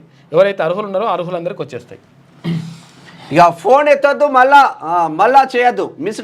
మిస్డ్ కాల్స్తో అకౌంట్స్ హ్యాక్, సైబర్ నేరగాళ్ల కొత్త మోసం, ఆన్లైన్లో వర్చువల్ నెంబర్స్ కొనుగోలు, ఫేక్ ప్రొఫైల్తో ట్రూ కాలర్ అమ్మాయిల డీపీలు పెడుతున్నారట. ఇతర దేశాల నెంబర్స్తో మిస్డ్ కాల్స్ ఇచ్చి ట్రాప్. అప్రమత్తంగా ఉండాలన్న సైబర్ క్రైమ్ పోలీసులు. +91 మినహా ఇతర దేశాల కోడ్ నెంబర్స్తో జాగ్రత్త అని సైబర్ క్రైమ్ జరుగుతూ ఉంది. ఈ నెంబర్ Plus one వస్తే మనది. మళ్ళీ కాలంటే ఏకుండ్రి. ఇప్పుడు ఇది 91 కాకుండా మిగతా వస్తాయి కదా, వేరే దేశాల నుంచి వస్తాయి కదా, దానికి మళ్ళీ కాల్ చేస్తే ఆటోమేటిక్గా మన ఏమైపోతుందంటే కొరియర్ కస్టమర్ కేర్ పేరుతో లూటి కాల్ ఫార్వర్డింగ్ స్కామ్ కు తెరదీసిన సైబర్ నేరగాలు. కొరియర్ వచ్చిందంటూ ఫోన్ ఇక 401 తో కోడ్ ఎంటర్ చేయాలని రిక్వెస్ట్. కోడ్ ఎంటర్ చేసిన వెంటనే call forward generate, phone hack, incoming calls, ఓటీపీలతో మోసాలు అంతా జరుగుతున్నాయట. మీకు మిస్ కాల్ వచ్చిందా? ఇండియా కోడ్ +91తో కాకుండా ఇతర కోడ్స్తో కాల్స్ వచ్చి కట్ అయిందా? అయితే జాగ్రత్త, తిరిగి కాల్ చేయకండి. అది సైబర్ నేరగాళ్ళ కాల్ కావచ్చు. కాల్ చేశారంటే బ్యాంక్ అకౌంట్లో లింక్ అయిన మీ ఫోన్ నెంబర్ ఆధారంగా డేటా అంతా వారి చేతుల్లోకి వెళ్ళినట్లే. రోజు రోజుకు పెరిగిపోతున్న సైబర్ నేరాల్లో ప్రస్తుతం కొత్త రకం మోసానికి సైబర్ నేరగాళ్ళు తెరతీశారు. మిస్డ్ కాల్స్ ఇచ్చి రిటర్న్ కాల్ చేసిన వారి అకౌంట్స్ హ్యాక్ చేస్తున్నారు. ఇలాంటి కాల్స్ పట్ల అప్రమత్తంగా ఉండాలని సైబర్ క్రైమ్ పోలీసులు హెచ్చరిస్తూ ఉన్నారు. అప్పుడు ఏముంటుండే అంటే అసలు యాక్చువల్గా పైసలకు ఇవి ఏది ఆన్లైన్ పైసలు ఆన్లైన్ పైసలు లేకుండే. ఆన్లైన్ పైసలు లేకపోతే ఏమవుతుండే అప్పుడు అంటే బ్యాంకులో ఇప్పుడు జస్ట్ ఇట్లా ఫోన్లో పే కొట్టుడు, గూగుల్ పే కొట్టుడు ఇవన్నీ లేవు కదా. అప్పుడు పైసలు తీసుకోవాలి, పైసలు తీసుకువేయాలి, తర్వాత ఇంకో పైసలు తీసుకోవాలి, ఇట్లుంటుండే లెక్క. ఇట్లున్నప్పుడు ఏమవుతుండే, అప్పుడు దొంగలు ఉంటుండే. దొంగలు పోయి వాడిని మనము పోతుంటే వస్తుంటే ఆపి ఒక్కడున్నప్పుడు చూసి ఇట్లా రకరకాలుగా దొంగతనం చేసి వాడిని పట్టుకొని పైసలు పట్టుకొని పోయేటోళ్ళు. ఇప్పుడు అదంతా ఏం లేదు. జస్ట్ మనం ఏమన్నా గిట్లా అన్నామనుకో, జర్రా తెలియకుండా ఇప్పుడు ఇంటర్నేషనల్ కాల్స్ అవి వచ్చేసినప్పుడు కొంచెం మళ్ళీ దానికి కాల్ చేసామనుకో, కాల్ చేసిగా మన కథ ఆగమైపోయి మన బ్యాంకులో ఉన్న పైసలను కూడా కథమైపోతాయి. బ్యాంకులో ఉన్న పైసలు కూడా కథమవుతాయి. మనం తీసుకుపోతుంటే పైసలు కథమవుడు కాదు, బ్యాంకులు ఉన్నాయి కూడా. అటువంటి పరిస్థితి ఉన్నది. కాబట్టి సైబర్ నేరాల పట్ల జాగ్రత్తగా ఉండండి. చదువుకున్న వాళ్ళే ఎక్కువ సైబర్ నేరాలకు దానికి గురవుతూ ఉన్నారంట. చదువుకున్న వాళ్ళు ఏంటంటే దానికి ఆన్లైన్ బ్యాంకింగ్ ఇవన్నీ ఏరు కాబట్టి వాళ్ళకి పెద్దగా ప్రాబ్లం ఉండలేదు. ఫస్ట్ చదువుకున్న వాళ్ళకి ఒకటి ఉంటుంది. భూభారతి రూల్స్ కు ధరణి పోర్టల్ బ్రేక్. నెల గడుస్తున్న ఖరారు కాని నిబంధన. ఇక మా పొంగులేటి సీనన్న చెప్తాడు, భూభారతి వచ్చింది, ప్రజలదంతా మంచి జరిగిందంటే అది ఇంకా అవుతుంది. 40 నుంచి 45 రోజుల్లో తెస్తామని గతంలో వెల్లడి. రూల్స్కు ధరణి పోర్టల్ సాఫ్ట్వేర్కు లింక్ పెట్టి ఆలస్యం. యూజర్ ఫ్రెండ్లీ లేక రైతులకు తిప్పలు. ఇప్పటికీ ఒక్క క్లియర్ కాలే. ఇక ప్రాణాలు తీస్తున్న ఓవర్ స్పీడ్. ఇగో ఇది చాలా కీలకంగా నేను పదే చెప్తా ఉన్నా. యాక్సిడెంట్లకు సంబంధించి మీరు జాగ్రత్తగా ఉండండి. మీ పిల్లలకు స్పోర్ట్స్ బైకులు, బీట్స్ బైకులు కొనిపించేసి ఇష్టం వచ్చినట్టు డ్రుయి అనుకుంటా బుయ్యి అనుకుంటా పోతే ఆగమైతాయి, జీవితాలు ఆగమవుతాయి. కాబట్టి పిల్లల్ని కంట్రోల్లో పెట్టండి. తర్వాత ఎవరైనా కానీ ఈ స్పీడ్ పోతే మీ జీవితాలు కూడా స్పీడ్గా వెళ్ళిపోతాయి పైకి. కాబట్టి ఈ ఎక్కువ స్పీడ్ పోడు బంద్ చేయరు. అవసరం ఉన్నా కానీ ఎక్కువ స్పీడ్ పోడు. తర్వాత హెల్మెట్ పెట్టుకోకపోవడం, తర్వాత సీట్ బెల్ట్ పెట్టుకోకపోవడం, తర్వాత మందు దాగి డ్రైవింగ్ చేయడం, ఇట్లా రకరకాలుగా చేయడం వల్ల ప్రాణాలు కోల్పోతూ ఉన్నారు. కాబట్టి జాగ్రత్తగా ఉండండి. రోడ్డు భద్రత పట్ల ఇక్కడ ప్రజలు జాగ్రత్తగా ఉండాలి. ప్రభుత్వం అవగాహన కల్పించాలి. ఎవరికి వారు స్వీయ నియంత్రణ పాటిస్తే మంచిగా ఉంటుంది లెక్క. రోజు 20కి పైగా యాక్సిడెంట్స్ అవుతున్నాయట. సాయంత్రం 6 నుంచి 9 గంటల మధ్య అత్యధికంగా జరుగుతున్నాయి. చనిపోతున్న వారిలో 90% 2 వీలర్స్ వారే ఉన్నారంట. ఇక 3 ఏళ్లలో 11,000కు పైగా మరణాలు. నిరుడు రాష్ట్ర వ్యాప్తంగా 3,574 మంది మృత్యువాత. ప్రమాదాల్లో 85% 28 ఏళ్ళ లోపు పిల్లలే ఉంటున్నారంట, యువతనే ఉంటున్నారంట. నిర్లక్ష్యపు డ్రైవింగ్ వల్ల అధిక ప్రమాదాలు జరుగుతూ ఉన్నాయి. కాబట్టి మీ పిల్లలకు ఆ బైకులు ఈ బైకులు కొనిపించినా కానీ జాగ్రత్తగా ఉండండి. అది ఇష్టం వచ్చిన బైకులు కొనిస్తారు. వాళ్ళ దగ్గర తాత లేకున్నా కొనిచ్చి పడవుతారు. చూసుకోరు లెక్క. ఇక హై స్పీడ్ ర్యాష్ డ్రైవింగ్ రాష్ట్ర రోడ్లపై డేంజర్ బెల్స్ మోగిస్తున్నాయి. యువత మితిమీరిన వేగం వారితో పాటు ఎదుటివారి ప్రాణాలను బలికొన్నది. రోజుకు సగటున 20కి పైగా యాక్సిడెంట్లు జరుగుతుండగా ఈ ప్రమాదాల్లో 90% మంది ద్విచక్ర వాహనదారులే బాధితులుగా ఉంటున్నారు. గత 3 ఏళ్లలో రాష్ట్ర వ్యాప్తంగా 26,374 రోడ్డు ప్రమాదాలు జరగగా 11,031 మంది మృతి చెందారు. 27,549 మంది గాయపడ్డారు. గతేడాది 3,574 మంది మృత్యువాత పడ్డారు. 90% మంది బైకర్సే అంటే 2 వీలర్స్ వాళ్ళే ఇబ్బందులు పడతా ఉన్నారంట. అట్లా పూరలు ఎక్కువ అవుతున్నట్టు. 28 ఏళ్ళ లోపు యువకులే ఎక్కువ చచ్చిపోతున్నట. బండి మీద 4 పోతుండే పూరగాళ్ళు. 4 పోడు కాదు, బుయ్యి వాడు రుయ్యి అది తీసేస్తారు. అది సైలెన్సర్ అదే ఏమంటారు, సౌండ్ రాకుండా ఉంటా చూడు. అది తీసి సైలెన్సర్లో మఫ్లర్ తీసేస్తారు. మఫ్లర్ తీసేసి పక్కకు పడేసి వాడి కథ కాదు, వేరే ఉంటుంది లెక్క. పక్కన కూడా భయపెట్టిస్తారు వాడు. ఇక మరో 487 మందిని పంపిస్తాం. డిపోటేషన్ ఏర్పాట్లు చేస్తున్న అమెరికా అధికారులు ఈ మేరకు సమాచారం అందినట్లు భారత విదేశాంగ శాఖ వెల్లడి. ఇప్పటికే 104 మంది ఇండియన్స్ పంపేసిన అమెరికా 3 ఏళ్లలో 4200 మంది అక్రమంగా అమెరికా వెళ్ళిన వాళ్ళని అక్కడ నుంచి పంపించేస్తున్నారు. అక్కడ బీడీలు వేసి పంపిస్తున్నారు. దాని పట్ల ఒక చర్చ మాత్రం జరుగుతూ ఉంది. ఏది ఏమైనా కానీ అక్రమంగా పోవడం మాత్రం తప్పు. అక్రమంగా పోయిన వాళ్ళు ఎట్లా పోయినారంటే విమానాల్లో వీళ్ళు ఎట్లా పోతారంటే ఇక్కడ ఏది పడవలల్లా ఏది స్టీమర్లల్లా బీమర్లల్లా పోయి లాస్ట్కు నడుచుకుంటా రకరకాలుగా ఇబ్బంది పడుకుంటూ పోతారంట. ఎవరంటే ఇక్కడ ఏజెంట్లు చేసిన మోసంతో ఇదంతా జరుగుతూ ఉంది. కాబట్టి ఎట్టి పరిస్థితుల్లో అక్రమంగా పోవడానికి ప్రయత్నం చేయొద్దు. వీసాలు తీసుకోవాలి. బరాబర్ అఫీషియల్గా పోతే ఎవరు ఏమన్నారట. అఫీషియల్గా పోయిన వాళ్ళు ఎవరు ఏమన్నారు అక్కడ. కానీ అన్అఫీషియల్గా పోయి అక్కడ అంటే వీళ్ళు బతకడానికే పోయి ఉండొచ్చు. అంటే కొంతమంది బతకడానికే పోతారు, రకరకాలుగా ఇబ్బందులు ఏజెంట్ల మోసాలతో బలైపోతుంటారు. కానీ అది వాళ్ళని వెనుక పంపిస్తున్నారు. మనం దాన్ని కూడా స్వాగతించాలి ఒక రకంగా. ఇక ఒకసారి ఆంధ్రజ్యోతి చూద్దాం. ఆంధ్రజ్యోతి చూసే కన్నా ముందు ఢిల్లీ ఎన్నికలకు సంబంధించిన అప్డేట్స్ ఒకసారి చెప్పే ప్రయత్నం చేస్తాం. ఓవరాల్గా 70 స్థానాలకు ఢిల్లీ ఎన్నికలు మాత్రం జరుగుతూ ఉన్నాయి. పోస్టల్ బ్యాలెట్లో అందరూ ఆమ్ ఆద్మీ పార్టీ నేతలందరూ వెనుకంజలో ఉన్నారు. ఇటు కేజ్రీవాల్ ఇప్పటికీ వెనుకంజలో ఉన్నారు, అతిషి వెనుకంజలో ఉన్నారు, ఇక్కడ మనీష్ సిసోడియా వెనుకంజలో ఉన్నారు. ఓవరాల్గా 36 స్థానాల్లో బీజేపీ ఆధిక్యంలో ఉంటే 23 స్థానాల్లో ఆమ్ ఆద్మీ పార్టీ ఆధిక్యంలో ఉంటే కేవలం ఒకే స్థానం మాత్రం కాంగ్రెస్కు పెద్ద ఎదురు దెబ్బే అని చెప్పుకోవచ్చు. మరి ఇక్కడ చేసినాం అక్కడ చేసినాం అని చెప్పుకుంటున్నారు. కానీ ఏ రాష్ట్రంలో కూడా కాంగ్రెస్ చితికిల పడుతున్న పరిస్థితి. అటు మహారాష్ట్ర కావచ్చు, జార్ఖండ్ కావచ్చు, 16 సీట్లతోనే కాంగ్రెస్ అక్కడ సర్దుకుంది. కేవలం ఢిల్లీలో ఒక స్థానంతో ఇప్పటికైతే ముందంజలో ఉంది. 70 స్థానాలకు ఎన్నికలు జరిగినాయి కాబట్టి ఇక్కడ మ్యాజిక్ ఫిగర్ అంటే ఇప్పుడు 70 స్థానాలు అంటే 35 అయితే సమానం అవుతుంది. 35 కంటే ఒకటి ఎక్కువ ఉంటే మ్యాజిక్ ఫిగర్ అనమాట. అంటే గెలిచినట్లు అంటే అధికారం చేపట్టేటువంటి అవకాశం ఉంటుంది. దాన్నే మ్యాజిక్ ఫిగర్ అంటారు. అది 36 ఉంటుంది. ఆ 36 దాటిన వాళ్ళు అధికారంలో చేపడతారు. ఆడ సీఎం కుర్చీ మీద కూర్చుంటారు. కాబట్టి భారతీయ జనతా పార్టీ కొంతవరకు అవకాశం ఉన్నట్టుగా కనిపిస్తూ ఉంది. ఎక్కువ సీట్లు అయితే వస్తూ ఉన్నాయి. ఇప్పుడు అటు అమ్మాయిల పైన చేస్తూ ఉంటే అంతే. ఒకసారి ఆంధ్రజ్యోతి చూద్దాం. అమెరికా నుంచి మరో 487 మంది భారతీయ అక్రమ వలసదారుల తరలింపుపై సమాచారం. విదేశాంగ కార్యదర్శి మిశ్రీ అమెరికా అధికారులతో సంప్రదింపులు దురుసుగా ప్రవర్తించవద్దని విజ్ఞప్తి చేసినట్టు వెల్లడి. ఐసీసీపై అమెరికా ఆంక్షలు, నేతన్యాహు మీద వారెంట్ జారీతో ట్రంప్ ఆగ్రహం. ఆంక్షలు విధిస్తూ కార్యనిర్వాహక ఉత్తర్వులు జారీ. అమెరికా చర్యలను తీవ్రంగా ఖండించిన ఇంటర్నేషనల్ క్రిమినల్ కోర్టు మరో 487 మంది ఇండియా మొత్తం 18,000 మంది అందరూ పంపిస్తారట. నాకు రాహుల్కు మధ్య అగాధం వట్టి మాట. ఆయనతో నా సాన్నిహిత్యాన్ని బయటకు చెప్పుకోవాల్సిన పని లేదు. ఏది అనిరుద్ రెడ్డి పిలిస్తే 10 మంది ఎమ్మెల్యేలు వెళ్తారా? వాళ్ళు విందు చేసుకుంటే తిరుగుబాటని వక్రీకరించారు. కేటీఆర్ను అర్జెంటుగా అరెస్ట్ చేసి జైల్లో వేయాలని లేదు. ఎందుకంటే ఫిరాయింపులపై సుప్రీంకోర్టు ఏం చెప్తుందో చూద్దాం. మేము చేసిన సర్వేలో బీసీలు పెరిగారు, ఓసీలు తగ్గారు. కేసీఆర్ అట్లేం తగ్గలేదు, బీసీలు తగ్గిండ్రు, ఓసీలు పెరిగిండ్రు. కేసీఆర్ సర్వే తప్పుల తడక, ముస్లింల లెక్క తేల్చలేదు. మా సర్వేతో కోటా కోసం కోర్టుకెళ్లేందుకు వారికి ఛాన్స్ ఉన్నది. ఇక ఏబీసీలకు అన్యాయం చేసింది, ఓబీసీలకు అన్యాయం చేసింది కిషన్ రెడ్డి, బీజేపీయే. ఇదైతే వాస్తవమే. భారతీయ జనతా పార్టీ ఒక రకంగా అన్యాయం చేసింది. ఎందుకంటే ఈ 10% అనేటువంటి ఈడబ్ల్యూఎస్ రిజర్వేషన్ తీసుకొచ్చింది కేంద్రం, నరేంద్ర మోడీ తీసుకొచ్చింది కాబట్టి ఇక్కడ ఇంప్లిమెంట్ చేసింది కేసీఆర్. తమిళనాడులో ఏ సీఎం ఉన్నా కూడా వాళ్ళు ఇంప్లిమెంట్ చేయరు. అది వాళ్ళ సిద్ధాంతం. కులగణన తర్వాత పీసీసీ కార్యవర్గంపై అధిష్టానంతో చర్చ.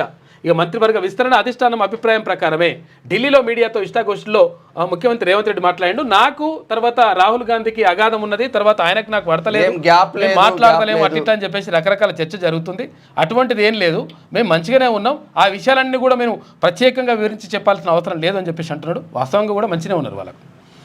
ఇది ఇట్లా ఉంటే పీసీసీకి 4 వర్కింగ్ ప్రెసిడెంట్లు. ఖర్గేతో రేవంత్, ఉత్తమ్ బట్టి చర్చలు. వేణుగోపాల్తో వేర్వేరుగా భేటీ. వారంలోపు పీసీసీ కార్యవర్గం ప్రకటన.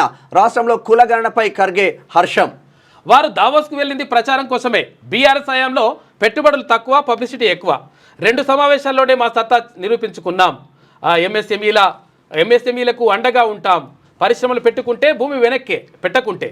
అయితే రాష్ట్రంలో హెచ్సి రోబోటిక్స్ మరో 500 కోట్ల రూపాయల పెట్టుబడి అని చెప్పేసి శ్రీధర్ బాబు అంటున్నారు. ఇవి అంటారు కానీ అవి ఏడ ఉద్యోగాలు వస్తాయో ఏమైతే తెలియదు. ఇక 19 మంది హైకోర్టు జడ్జీల ఫోన్ల ట్యాపింగ్. ఒక సుప్రీంకోర్టు జడ్జి ఫోన్ను కూడా ట్యాప్ చేశారు. హైకోర్టుకు తెలిపిన PP private news channel MD Shravan Kumar Rao బెయిల్పై ధర్మాసనం విచారణ. కేసులో ఉన్న తీవ్రత దృష్ట్యా అతనికి బెయిల్ ఇవ్వద్దని కోరిన ప్రభుత్వ న్యాయవాది తాను జర్నలిస్టులని పోలీసులు పెట్టిన సెక్షన్లు తనకు వర్తించవని శ్రవణ్ కుమార్ చెప్తా ఉన్నారు.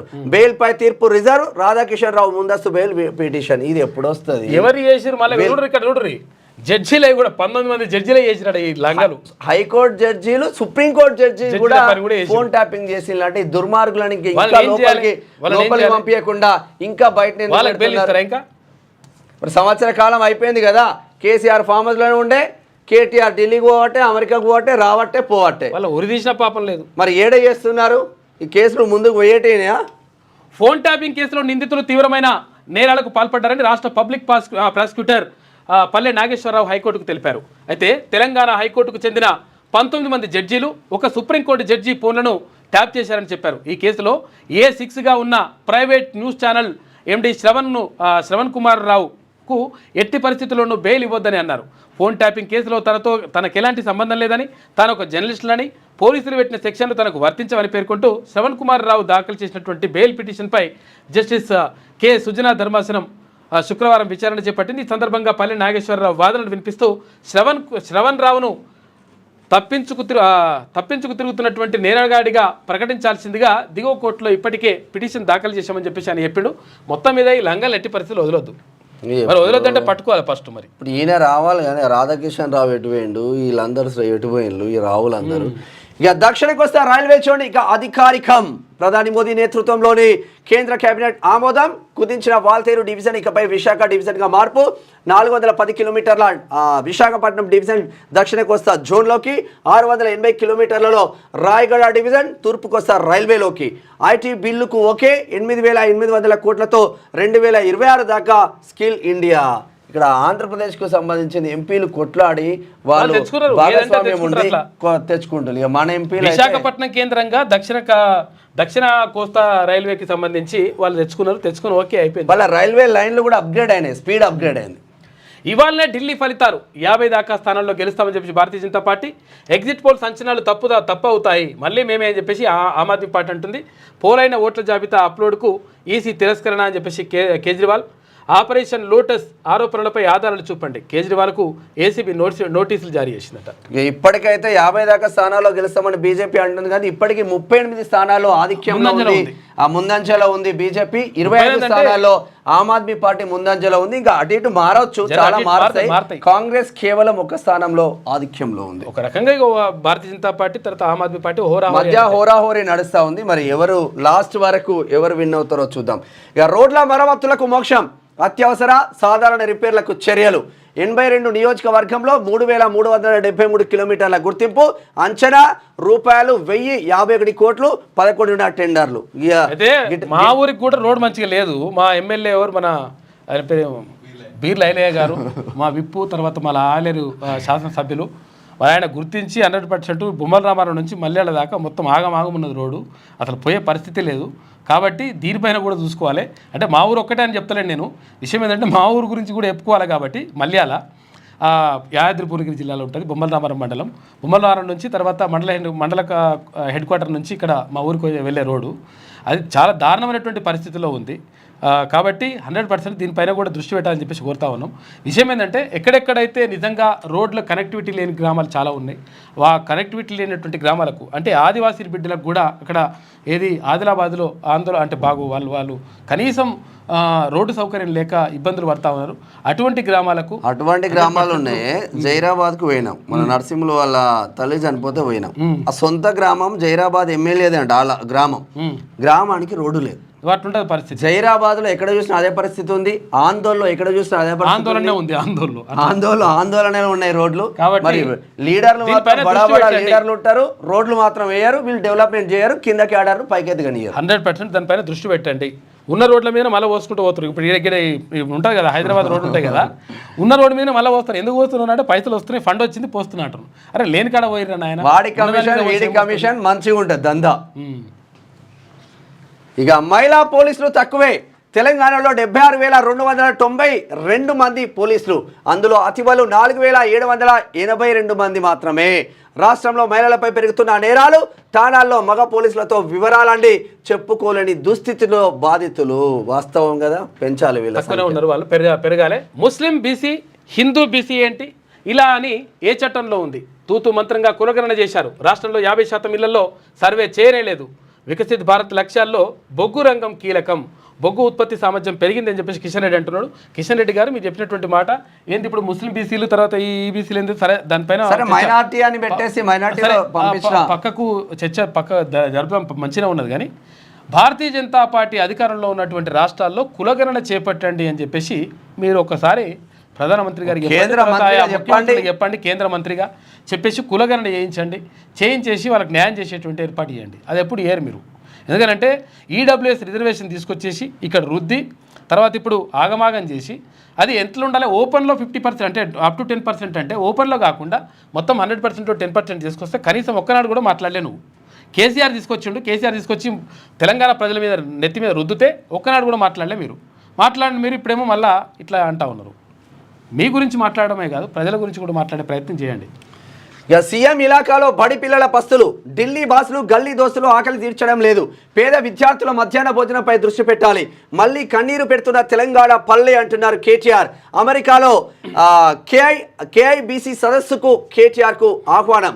కలుషిత ఆహారం పెడితే అరెస్టు చేస్తామన్న ముఖ్యమంత్రి మాట ఏమైంది అంటున్నారు హరీష్ రావు. దృష్టి పెట్టాలి, కొంతవరకు దృష్టి పెట్టినరు. కాకపోతే అంటే పూర్తి స్థాయిలో జరగాలి. పిల్లల గురించి ఎవరు మాట్లాడారు కాబట్టి మాట్లాడాలి. వీళ్ళైతే ఏం చేయలేదు. ఇప్పుడు వీళ్ళు చెప్పిన దానికోసం అని కాదు, కానీ పిల్లలకు మాత్రం మంచి జరగాలి, అది లెక్క. ఇక ఆర్బీఐ కరోనా కటాక్షం, repo rate reverse repo rate అని అంటున్నాడు. రెపో రేటు ఒకవేళ ఏమంటారు తగ్గితే ఎవరికి మనకు ఉన్న వడ్డీలు ఉంటాయి కదా, బ్యాంకులు ఎవరైతే ప్రజలకు ఇచ్చేటువంటి రుణాలు ఉంటాయో వాటి వడ్డీ రేటు తగ్గుతాయి. ఒకవేళ రివర్స్ రెపో రేటు ఉందనుకో, రివర్స్ రెపో రేటు అంటే ఏంటంటే బ్యాంకులకు ఇచ్చేటువంటి ఆర్బీఐ బ్యాంకులకు ఇచ్చేటువంటి రుణాలు ఉంటాయి కదా, దాని మీద బ్యాంకు అంటే తగ్గడం కానీ పెరగడం కానీ ఉంటుంది అనమాట వడ్డీలు. ఇది repo rate, reverse repo rate. ఇది ఎవరికి పెద్ద అర్థం కాదు, అందుకనే క్లారిటీ ఇవ్వాల్సి వస్తుంది. ఇక మీ సేవలో రేషన్ కార్డులకు దరఖాస్తులు నేటి నుంచి స్వీకరణ. ఆదాని రూపాయలు 10,000 కోట్ల విరాళం. విద్య వైద్య రంగాల్లో సేవా కార్యక్రమాల కోసం చిన్న కుమారుడి పెళ్లిలో ప్రకటించిన వ్యాపారవేత్త నిరాడంబరంగా జరిగిన 10,000 కోట్ల 10 రూపాయలతో సమానం ఆయనకు. ఒకసారి శనార్థి తెలంగాణ దినపత్రిక చూద్దాం. ఈ విషయంలో మాత్రం టాటా యాక్చువల్గా మంగళవారం మిస్టరీ అంట. అందుకే పాయల్ ప్లేస్లో శ్రీలీలను పెడుతురేట. మంగళవారం ఏందో సోమవారం ఏందో ఏం అర్థం కావట్లేదు, లీలలు ఏందో అర్థం కావట్లేదు. ఇక బీసీల చర్చే, ఎక్కడ నలుగురు కలిసిన బీసీల గురించే మాటలు. స్థానిక ఎన్నికల్లో బీసీల ఓట్లు బీసీలకే. టీ కాంగ్రెస్ లో బలమైన రెడ్ల లాబింగ్ అయినా తెలంగాణలో మేల్కొన్న బీసీలు, సంఘటితమవుతున్న బీసీ బిడ్డలు రాబోయే ఎన్నికల్లో సత్తా చూపేందుకు సై అంటున్నానా బీసీ బిడ్డలు అని కథనం. తెలంగాణలో బీసీల చైతన్యం పెరిగింది. పల్లె పట్టణం అనే తేడా లేకుండా బీసీ బిడ్డలంతా ఏకతాటిపైకి వస్తున్నారు. మేమెంతో మాకంతా వాటా అనే నినాదంతో కలిసి పనిచేసేందుకు సిద్ధమవుతున్నారు. మా ఓట్లు మాకు పడితే చాలు, మా ఓట్లు బయటకు పోకుంటే చాలు, మేమే రారాజులం అంటున్నారు. ఇందుకోసం స్థానిక సంస్థల ఎన్నికలే టార్గెట్గా పెట్టుకున్నారు.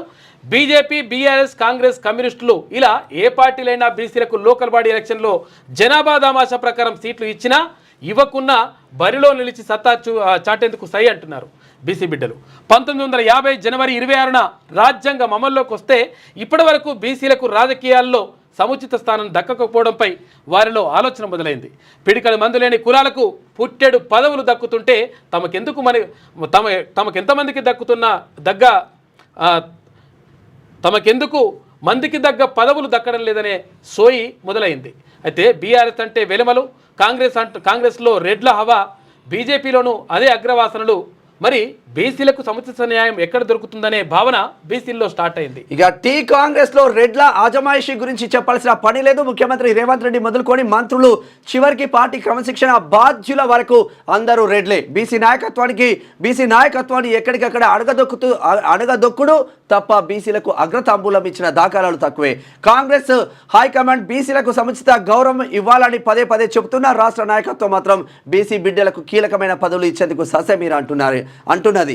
బీసీలకు జరుగుతున్న అన్యాయంపై ఇప్పుడిప్పుడే పార్టీలో ఆలోచనలు తీవ్రమవుతుంది. రెడ్ల బలీయమైన లాబింగ్కు ధీటుగా బీసీలు ఏకమవుతున్నారు. వారు మేల్కొంటూ మేమెంతో మాకంత వాటా దక్కాల్సిందేనని పట్టుబడుతున్నారు బీసీలు. విషయం ఏంటంటే యాక్చువల్గా ఏమైందంటే ఒకవేళ 42% రిజర్వేషన్ ఇస్తారా ఇయ్యరా తర్వాత పక్కకు పెట్టేసేది. ఓపెన్ కేటగిరీ ఎక్కడుంటే ఓపెన్ టు ఆల్, అది ఎవరైనా పోటీ చేయొచ్చు. కాబట్టి అక్కడ 100% బీసీలు నిలబడాలి, గెలవాలి, లెక్క తేలిపోతుంది. ఎందుకంటే మెజారిటీ ఓట్లు బీసీల దగ్గర ఉన్నాయి. కాబట్టి మీరు గెలిస్తే, మీరు నిలబడితే తర్వాత ఓట్లు వేసుకుంటే బరాబర్ గెలుస్తారు. ఇంకోటి ఓటు చర్చ జరుగుతుంది, ఎన్నికల సిద్ధాంతం కూడా పెద్ద ఎత్తున జరగబోతుంది. ఇక బీసీల అణిచివేతకు కుట్రలు. రేవంత్ రెడ్డి బీసీల వ్యతిరేకిగా మారిండు. తప్పుడు లెక్కలు చూపించి మోసం చేసిండు. బీసీలకు 42% రిజర్వేషన్లు కల్పించాలి, లేకపోతే రేవంత్ రెడ్డి చిట్టా విప్పుతాం. ఢిల్లీలో మీడియాతో ఆర్ కృష్ణన్న గట్టిగా 42% ఆల్రెడీ ఇస్తానండి అన్న. అయితే విషయం ఏంటంటే 42% కాదు, చట్టసభల్లో చట్టబద్ధత కావాలి. చట్టసభల్లో కొట్లాడండి, చట్టసభల్లో రిజర్వేషన్ కావాలని కొట్లాడండి, అది మంచిగా ఉంటుంది. ఇక ఓటర్ల జాబితాలో అవకతవకలు. మహారాష్ట్రలో 39 లక్షల ఓట్లు, కొత్త ఓటర్లు వచ్చిందట కొత్తగా. వయోజనుల కన్నా ఓటర్ల సంఖ్య ఎక్కువ. కాంగ్రెస్ అగ్రనేత రాహుల్ గాంధీ ఆరోపణలు.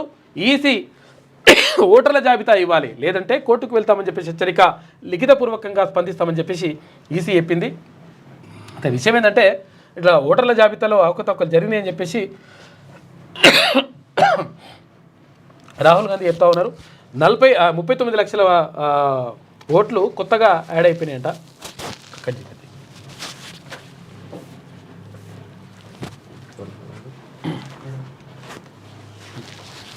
ఇట్లా ఉంటే తప్పించుకోవడానికి వంగి దండాలు, అందితే జుట్టు అందకపోతే కాళ్ళు. ఈ కార్ రేస్ కేసు నుంచి తప్పించుకోవడానికి డ్రామా.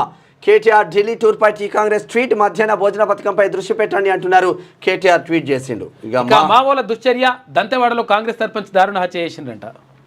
రేషన్ కార్డుల అప్లైకి అవకాశం, మార్పులు చేర్పులకు కూడా ఛాన్స్. మీ సేవా కేంద్రాల దరఖాస్తుల స్వీకరణకు ఎవరన్నా ఒకవేళ రేషన్ కార్డు అప్లై చేసుకునే వాళ్ళు ఉంటే ఇప్పుడు అప్లై చేసుకోండి. ఆన్లైన్లో కూడా ఉందంటే అవకాశం ఉంది, కాబట్టి అప్లై చేసుకోండి.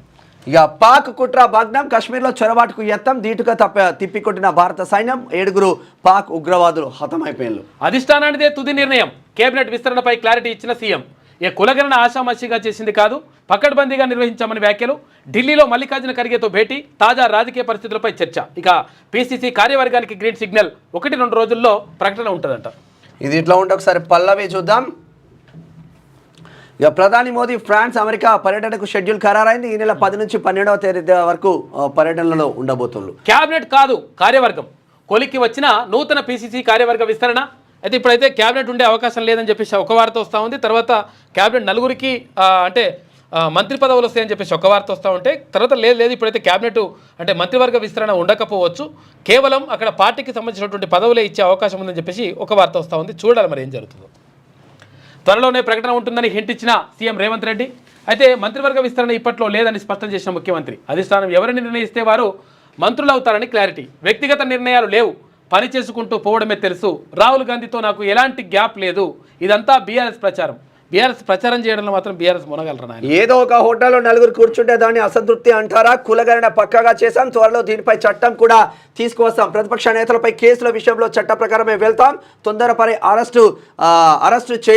అరెస్టు చేయమా? చిన్న పోస్టు పెడితేనే తట్టుకోలేకపోతున్నారు ఎమ్మెల్యేలు. మీడియాతో చిట్చాట్లో మాట్లాడినారు. పిల్లి కోసం గొడవ, స్టేషన్కు వింత పంచాయతీ. మంచిగానే ఉన్నారు. పిల్లి పంచాయతీ పోయిందట. అలస్కాలో విమానం మిస్సింగ్ అయిందంట. అలస్కాలో. ఇక మహాకుంభమేళాలో మరో అగ్ని ప్రమాదం జరిగింది. పాపం అది పెద్ద. చర్చలకు రండి. ఒక్క నిమిషం. కౌన్ బనేగా ఢిల్లీ సీఎం.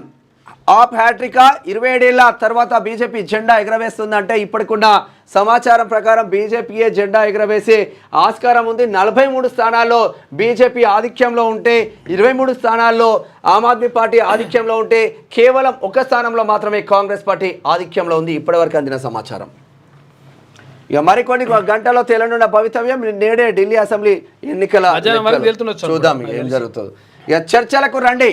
ఆర్టీసీ జేఏసీకి కార్మిక శాఖ ఆహ్వానం ఈ నెల 10న చర్చలకు రావాలంటూ నోటీస్. ఈ నెల 9 నుంచి ఆందోళనకు ఆర్టీసీ జేఏసీ ప్రణాళిక.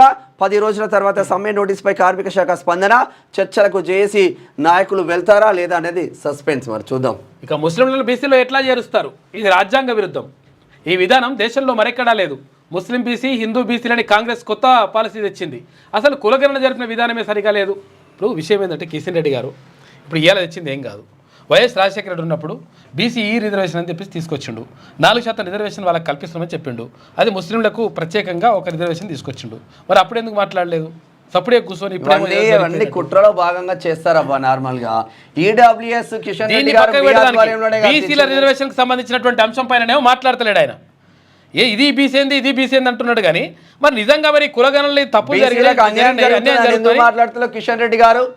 మీరు రెడ్డే కాబట్టి మీరు మాట్లాడారు. ఇదేనా దందా? అసలు కులగణన జరిపిన విధానమే సరిగా లేదు. తూతు మంత్రంగానే సర్వే.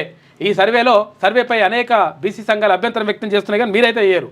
రాష్ట్ర ప్రభుత్వం తొందరపాటు చర్య వల్ల బీసీల సంఖ్య తగ్గింది. కేంద్ర మంత్రి BJP state chief Kishan Reddy సంచలన వ్యాఖ్య. రెపో రేటు తగ్గించిన ఆర్బీఐ ఎక్కడ వేసిన గొంగడి అక్కడే. ఫుడ్ పాయిజన్ ఘటన కాంగ్రెస్ నిర్లక్ష్యానికి పరాకాష్ట. 1 కాదు 2 కాదు ఫుడ్ పాయిజన్ కేసులు 100లో జరుగుతున్నాయి. బీసీల కోసం మాట్లాడితే షోకాజ్ నోటీసుల. బీసీ సమాజంతో మాట్లాడి నోటీసులపై సమాధానం ఇస్తా. హైకమాండ్ క్లియర్గానే ఉంది, కానీ రాష్ట్ర ప్రభుత్వమే లేదు. కులగణన నివేదికను నమ్మే పరిస్థితుల్లో ఎవరూ లేరు. పట్టభద్రుల ఎమ్మెల్సీ తీన్మాన్ మల్లన్నపై అల్వాల్ పోలీస్ స్టేషన్లో కేసు నమోదు చేసిరట. ఇక అగ్రవర్ణాలపై అనుచిత వ్యాఖ్యలు చేశారని స్థానిక నాయకులు ఫిర్యాదు చేసిందట. ఇదే కాంగ్రెస్ లో సంగారెడ్డి మాజీ ఎమ్మెల్యే జగ్గారెడ్డి రేవంత్ రెడ్డిని కాంగ్రెస్ పార్టీని పొట్టు తిడితే షోకాజ్ నోటీసు లేదు. ఇదే పార్టీలో కోమటిరెడ్డి వెంకటరెడ్డి నేనే సీనియర్ అని పొట్టు తిట్టి ఓటుకు నోటు దొంగ అని రేవంత్ రెడ్డిని తిట్టిన ఈ కోమటిరెడ్డి బ్రదర్స్ పైన షోకాజ్ నోటీసు లేదు. అంటే రెడ్డి అని మీరు షోకాజ్ నోటీసులు ఇవ్వరు, అణగారిన వర్గాల బిడ్డలకు మాత్రం షోకాజ్ నోటీసులా? క్రమశిక్షణ కమిటీ చైర్మన్ గా మల్లో రెడ్డి చిన్నారెడ్డి మంచిగానే ఉంది. బీసీలకు ఒక న్యాయం ఉంటుంది, తర్వాత అక్కడ వీళ్ళకి ఒక న్యాయం ఉంటుంది అన్నట్టు లెక్క. ఈ న్యాయం ఎట్లుంటుంది లెక్క? ఇట్లయితుంది మరి. తర్వాత ఇంకేమైనా నిజంగా ఒకవేళ పార్టీ లైన్ దాటి మాట్లాడినట్టు అది కాదు కదా. అరే అవకతవకలు జరుగుతూ ఉన్నాయి, కరెక్ట్ సరిగ్గా జరగలేదు. కులగణన సరిగ్గా జరగలేదు కాబట్టి బరాబర్ జరపాలి. ఆ నివేదిక బయట పెట్టాలి. దాంతో రాహుల్ గాంధీ ఆలోచన విధానం బయటకు వస్తుంది. అది మంచి జరుగుతుందని చెప్పేసి ఆయన చెప్తే ఇట్లా నోటీసులు ఏమవుతుంది కానీ అట్లా ఉంటుంది. ఇకపై ఆన్లైన్లో కొత్త రేషన్ కార్డుల అప్లై దరఖాస్తులు స్వీకరించాలని మీ సేవా కమిషనర్కు కోరిన పౌర సరఫరాల శాఖ. రాష్ట్ర వ్యాప్తంగా అన్ని కేంద్రాల్లో అప్లై చేసుకునేందుకు వెసులుబాటు. టీచర్ల సమస్యలపై పోరాడతా. మండలిలో గలం విప్పి శక్తివంచన లేకుండా కృషి చేస్తా. గతంలో గెలిచిన ఎమ్మెల్సీలు ఏనాడు టీచర్ల సమస్యలు పట్టించుకోలేదు. జీవో 317 సమస్యల పరిష్కారానికి కృషి చేస్తా. పెండింగ్ డిఏలు ప్రభుత్వం విడుదల చేయాలి. టీచర్ ఎమ్మెల్సీ బీజేపీ ఎమ్మెల్సీ అభ్యర్థి కొమరయ్య మాట్లాడుతూ ఉన్నారు. ఇక లగచెర్లలో మళ్లీ ఉద్రిక్తత. ఇండస్ట్రియల్ కారిడార్ సర్వే కోసం వెళ్లిన అధికారులు ఆఫీసర్లను అడ్డుకున్న ప్రజలు. గిరిజనులకు పోలీసులకు మధ్య వాగ్వాదం. ఇది ఇట్లా ఉంటే ఒకసారి సూర్య చూద్దాం. ఇక ఏఐ సమ్మిట్ కు ప్రధాని మోదీ 11న ఫ్రాన్స్ పర్యటనకు వెళ్ళబోతున్నాడు. స్టాక్ మార్కెట్లు ఉన్నాయి. రెపో రేటును తగ్గించిన ఆర్బీఐ, కొలిక్కి వచ్చిన టీపీసీసీ కార్యవర్గం, పార్టీ పెద్దలతో చర్చించిన CM, TPCC chief deputy CM బట్టి విక్రమార్క. మహా ఎన్నికల్లో అవకతవకలు జరిగినాయని చెప్పేసి 39 లక్షల ఓట్లు కొత్త ఓట్లు ఎలా చేరారు? కాంగ్రెస్ కూటమిపై కొత్త ప్రశ్నలంట. కాంగ్రెస్ కూటమి ఓటమిపై కొత్త ప్రశ్నలు. అదనంగా వచ్చి చేరిన ఓట్లతోనే ఎన్డీఏ సర్కార్ ఏర్పడదని చెప్పేసి ప్రతిపక్ష నేత రాహుల్ గాంధీ ఆరోపణలు చేసిండు. ఉపాధ్యక్షుల పదవి ఉందంట. మరి ఇక్కడ ఎస్సీ ఎస్టీ బీసీలుగా మైనార్టీలకు ఛాన్స్ ఇస్తే ఉపాధ్యక్షుల నియామకం కూడా ఫోకస్ పెడుతుందంట. పోటీలో ఎంపీ చామల కిరణ్ అని ఉన్నాడంట. ఇక ఇప్పుడు అన్ని అట్లా నడుస్తున్నాయి కానీ నడుస్తాయి. ఇక మొబైల్ ఫోన్లోనే అన్ని ధ్రువపత్రాలు మన దగ్గర కాదు మిత్రులారా. అది ఏపీలో ఉన్నది. 24 నుంచి బడ్జెట్ సమావేశాలు. ఆంధ్రప్రదేశ్ ఏపీ అది కూడా. ఉద్యాన పంటలకు ప్రోత్సాహం. అన్ని జిల్లాల కేంద్రాల్లో సీజనల్ ఆరంభంలో అగ్రిషోలు అని చెప్పేసి మంత్రి తుమ్మల నాగేశ్వరరావు ఆదేశాలు. ఇక యూజీసీ నిబంధనలపై పోరాటం. దుద్దిల శ్రీధర్ బాబు. ఎస్సీ వర్గీకరణ బెడిసి కొట్టిందా? వర్గీకరణ పోరాటానికి ఇప్పటికైనా న్యాయం జరిగేనా? శాసన మండలిలో నివేదికకు ఆమోదం. సామాజిక వెలికితీతకు వివక్షకు గురైన కులాల రక్షణ ఎప్పటికీ? రాజకీయ రంగంలో సీట్ల విషయంలో వివక్ష తొలగేది ఎన్నటికీ? త్వరలో బీసీ కులగణన రణబేరి. కులగణన రిపోర్టును పునఃసమీక్షిస్తామంటే ప్రభుత్వంతో చర్చించేందుకు సిద్ధం. వాస్తవం ఇది. ఇక బీసీ కులగణన రిపోర్టు సరిదిద్దే వరకు ఉద్యమాన్ని ఉధృతం చేస్తాం. బీసీ లెక్కల తగ్గింపుపై రాహుల్ గాంధీకి లేఖ రాస్తాం. రెండో వారంలో బీసీ కులగణన రణబేరి పేరుతో చలో హైదరాబాద్ నిర్వహిస్తాం.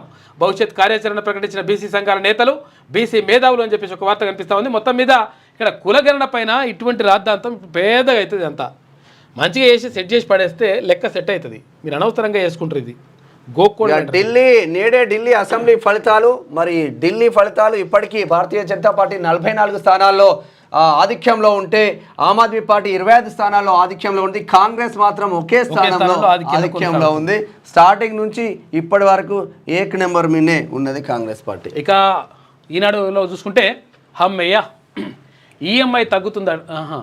రెపో రేటు తగ్గింది కాబట్టి ఈఎంఐ తగ్గుతుంది. తగ్గుతున్న వడ్డీ భారం 5 ఏళ్ల తర్వాత కీలక రేట్లు ప్రకటించిన ఆర్బీఐ. 60 దాటాయా ఈ కార్డు ఓ కల్పతారు. ఆధార్ కార్డు, పాన్ కార్డు కాదు, సీనియర్ సిటిజన్ కార్డు కూడా ఉండాలంటుంది. కార్డు పెట్టుకోవాలి. ఇంకోటి, త్వరలోనే కులగణనకు చట్టబద్ధత, మంత్రివర్గ విస్తరణ ఎప్పుడనేది ఇప్పుడే చెప్పలేం. అధిష్టాన నిర్ణయాన్ని బట్టి ముందుకెళ్తామని చెప్పేసి చెప్తా ఉన్నారు ముఖ్యమంత్రి. అయితే మోడీ ఓబీసీ కాదు, నాడు సీఎం పదవిని అడ్డు పెట్టుకొని లీగల్గా కన్వర్ట్ అయ్యారు. అయితే కేటీఆర్ను, హరీష్ రావును అరెస్ట్ చేయాలన్న తొందర ఏం లేదు. ఢిల్లీలో మీడియాతో ఇష్టాగోష్ఠిలో సీఎం రేవంత్ రెడ్డి మాట్లాడారు. రేషన్ కార్డుల ఆశావాకులకు శుభవార్త, మీ సేవలోను దరఖాస్తులకు అవకాశం, పాత వాటిలో మార్పులు చేర్పులకు కూడా పౌర సరఫరాల శాఖ చట్టబద్ధత ఈ తప్పుల తడుగుతూనే తీసుకొస్తారా లేకపోతే సరి చేసి తీసుకొస్తారా? అది చూసుకోరు. మరి దీన్ని బట్టి ఎడ తీసుకొస్తారు. మంత్రివర్గ విస్తరణపై కుదరని ఏకాభిప్రాయం. ఉమ్మడిగా విడివిడిగా నాయకులు అభిప్రాయాలు సేకరించిన అధిష్టానం ఏఐసిసి. ఇప్పుడు ఇదే మంత్రివర్గంలో ఇదే ముఖ్యమంత్రిలో ఒక బీసీ బిడ్డను, ఒక ఎస్సీ బిడ్డను, ఒక ఎస్టీ బిడ్డను ఉంటే అడుక్కునే పరిస్థితి రాదు కదా మిత్రులారా. ఒక్క సీటీ అండి బీసీకి, ఎస్టీకి ఒక్క సీటీ అండి, గిరిజన కోటాలో బాలు నాయక్కి అండి, వస్తుంది అనుకుంటే బాలు నాయక్ కూడా కత్తెర పెట్టిందంట.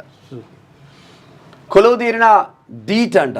పరిశ్రమలో అభ్యర్థుల మధ్య వారధి, అందుబాటులోకి సరికొత్త డిజిటల్ వేదిక, ఉద్యోగ అవకాశాలు పెంపొందించడమే లక్ష్యం, నిరుద్యోగులకు నైపుణ్య శిక్షణతో ఊతం, ఐటీఐ, డిగ్రీ, పాలిటెక్నిక్, ఇంజనీరింగ్ విద్యార్థులకు వరం.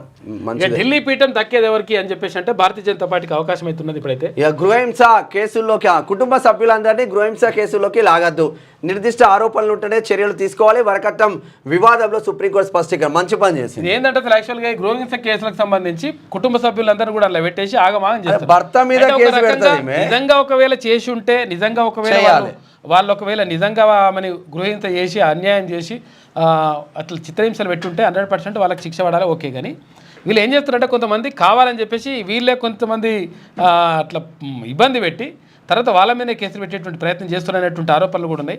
కాబట్టి సుప్రీంకోర్టు దృష్టికి వెళ్ళింది. కాబట్టి కుటుంబ సభ్యులను ఏర్చకండి అని చెప్పేసి చెప్పిందంట సుప్రీంకోర్టు. ఇది ఈనాడులో ఉన్నటువంటి ప్రధాన కథనాలు. అయితే ఒకసారి ఆమె ఏమంటుందో చూద్దాం. ఏమంటట్లేదుగా. లగచర్లలో పోలీస్ యాక్షన్. ఒక ఊరు 100 పాన్లకు కూడా వస్తలేదా? సహకరించట్లేదు ఈరోజు. ఈమె ఏమైంది ఇట్లా? ఈమెకు ఏమైంది, ఈ నగరానికి ఏమైంది అన్నట్టుగా ఈమెకి ఏమైంది అన్నట్టు చూడాలి. రావమ్మా మెరుపు తీగా రా అంటే ఒక తీసుకోయేది స్ట్రక్ అవుతుంది కదా. అట్టెట్లయితుంది లెక్క. ఇది కూడా లేట్ అవుతుంది మళ్ళీ. నెట్ ప్రాబ్లమా? వస్తా డైరెక్ట్ కొట్టేస్తా. +1. Okay, right. లగచర్లలో పోలీస్ యాక్షన్. ఒక ఊరు వందలాది పోలీసులు. లగచర్ల రోటిబండ, పులిచెర్ల కుంట తండాలో భారీ పోలీస్ బందోబస్తు, భూసేకరణ కోసం నిర్బంధ సర్వే. భూపుత్రుల రియాక్షన్ అని చెప్పేసి ఒక వార్త. బడుగులను దొంగ దెబ్బ తీసిన కాంగ్రెస్, బీసీ గొంతుక బీఆర్ఎస్ అని చెప్పేసి. బీఆర్ఎస్ ఏం కాదు నాయన. ఇప్పుడు చూసినా టైంకి అందుకుంటారు వీళ్ళు. భారతీయ జనతా పార్టీ అధ్యక్షుని పెట్టుకోక వాళ్ళు అందుకోలేకపోతున్నారు. టైంకి అందుకుంటారు వీళ్ళు. ఏం చేస్తారంటే లగకథలు పడ్డారంటే వీళ్ళే వాడతారు. తర్వాత 34% ఉన్న రిజర్వేషన్ 23% తీసుకొస్తారు. ఆగమాగం చేస్తారు, నష్టం చేస్తారు. లాస్ట్కి వస్తే బీఆర్ఎస్ దిక్కురా అంటారు. దిక్కు కాదురా నాయన, మీరు దిక్కుమాల పని. మళ్ళీ వార్తలు కూడా చూడు. ఈయన సెంటర్ ఆఫ్ అట్రాక్షన్. మున్నూరుకా బిడ్డ, చారీ బిడ్డ, గౌడు యాదవ్, ముదిరాజు ఏంది ఈయనండి నాయన. దరఖాస్తులు మళ్ళీ పాలమూరుకు జాతీయ హోదా ఇవ్వలేం, కీలక మంత్రి అసంతృప్తి. అనుకున్నది ఒక్కటి, అయినది మరొకటి. సర్వేతో బీసీలను సంతృప్తి పరచలేకపోయినాం. సానుకూల అంశం ప్రతికూలంగా మారింది. అధిష్టానానికి వివరించిన సీనియర్ మంత్రి. ఆ సీనియర్ మంత్రి ఎవరో రాయది. వినతులన్నీ బుట్ట దాకలే 2011 జనాభా లెక్కల వద్దని 8,000 ఉపకులాల లెక్కలు లేనట్లేనా పబ్లిక్ డొమైన్ లో పెట్టని సర్కార్. పబ్లిక్ డొమైన్లో పెట్టరు, వీళ్ళకి అనడానికి అవకాశం కూడా ఇవ్వద్దని అంటున్నాం. మీకు అర్థమవుతలేదు స్టోరీ. వీళ్ళు దీని మీదే మొత్తం లొల్లి చేస్తారు. వీళ్ళు వేసింది లేదు పీకింది లేదు. వాస్తవమే. విషయం ఏంటంటే వీళ్ళే అన్యాయం చేసిండ్రు వాస్తవం, కానీ దాన్నే వీళ్ళు మళ్ళీ క్యాచ్ చేసుకునేటువంటి ప్రయత్నం చేస్తారు. మీరు సప్పుడే కూకుంటే మీ పని చేస్తారు. వాళ్ళు బాగా బదనాం చేయడంలో మునగాళ్ళు వాళ్ళు. నాకు కడుపు కొడితే మీకేమొచ్చింది? మీకేమొచ్చింది? ఓయ్ రేవంత్ రెడ్డి, నీకు అమ్మ అక్క చెల్లి ఇక వాళ్ళ తిట్లు డైరెక్ట్ రాసుకొచ్చింది. ఉప్పల్ చిల్కా నగర్లో సంబంధించింది. దివాలా కోరు ఎత్తుగడ బీఆర్ఎస్ను బదనాం చేయబోయి కాంగ్రెస్ సర్కార్ బొక్కబొర్ల పడ్డది, డామిట్ కథ అడ్డం తిరిగిందని చెప్పేసి కేసీఆర్ పాలనలో రాష్ట్రం దివాలా తీసిందంటూ చాటింపు. దివాలా తీయకపోతే ఏమైందిరా బాబు? 7 లక్షల కోట్ల రూపాయలు అప్పు చేసి పెట్టి మాకు దివాలా తీయలేదు, మంచిగా ఉన్నది, మేము అట్లా చేసినాం ఇట్లా చేసినాం, పీకేసినాం ఏకేసినాం అని చెప్పేసి చెప్పే ప్రయత్నం చేస్తున్నారు. ఒకసారి ఢిల్లీ ఎన్నికలకు సంబంధించిన అప్డేట్స్ చెప్తా ఉన్నాము. ఒకసారి ఢిల్లీ 70 స్థానాలలో పోటీలో ఉంది. ఢిల్లీలో మొత్తం మీద 44 స్థానాల్లో భారతీయ జనతా పార్టీ ఆధిక్యంలో ఉంటే 25 స్థానాల్లో ఆమ్ ఆద్మీ పార్టీ ఆధిక్యంలో ఉంటే కేవలం 1 స్థానానికి పరిమితమైంది కాంగ్రెస్. దీన్ని బట్టి కాంగ్రెస్ లో ఏం జరుగుతుంది? కాంగ్రెస్ నిజంగా ఇండియా కూటమి నేతలంతా పక్కన తప్పుకుంటే కాంగ్రెస్ ఇండివిజువల్ గా ముందుకు వెళ్లే ఆస్కారం ఉందంటే లేదు అనే చెప్పాలి.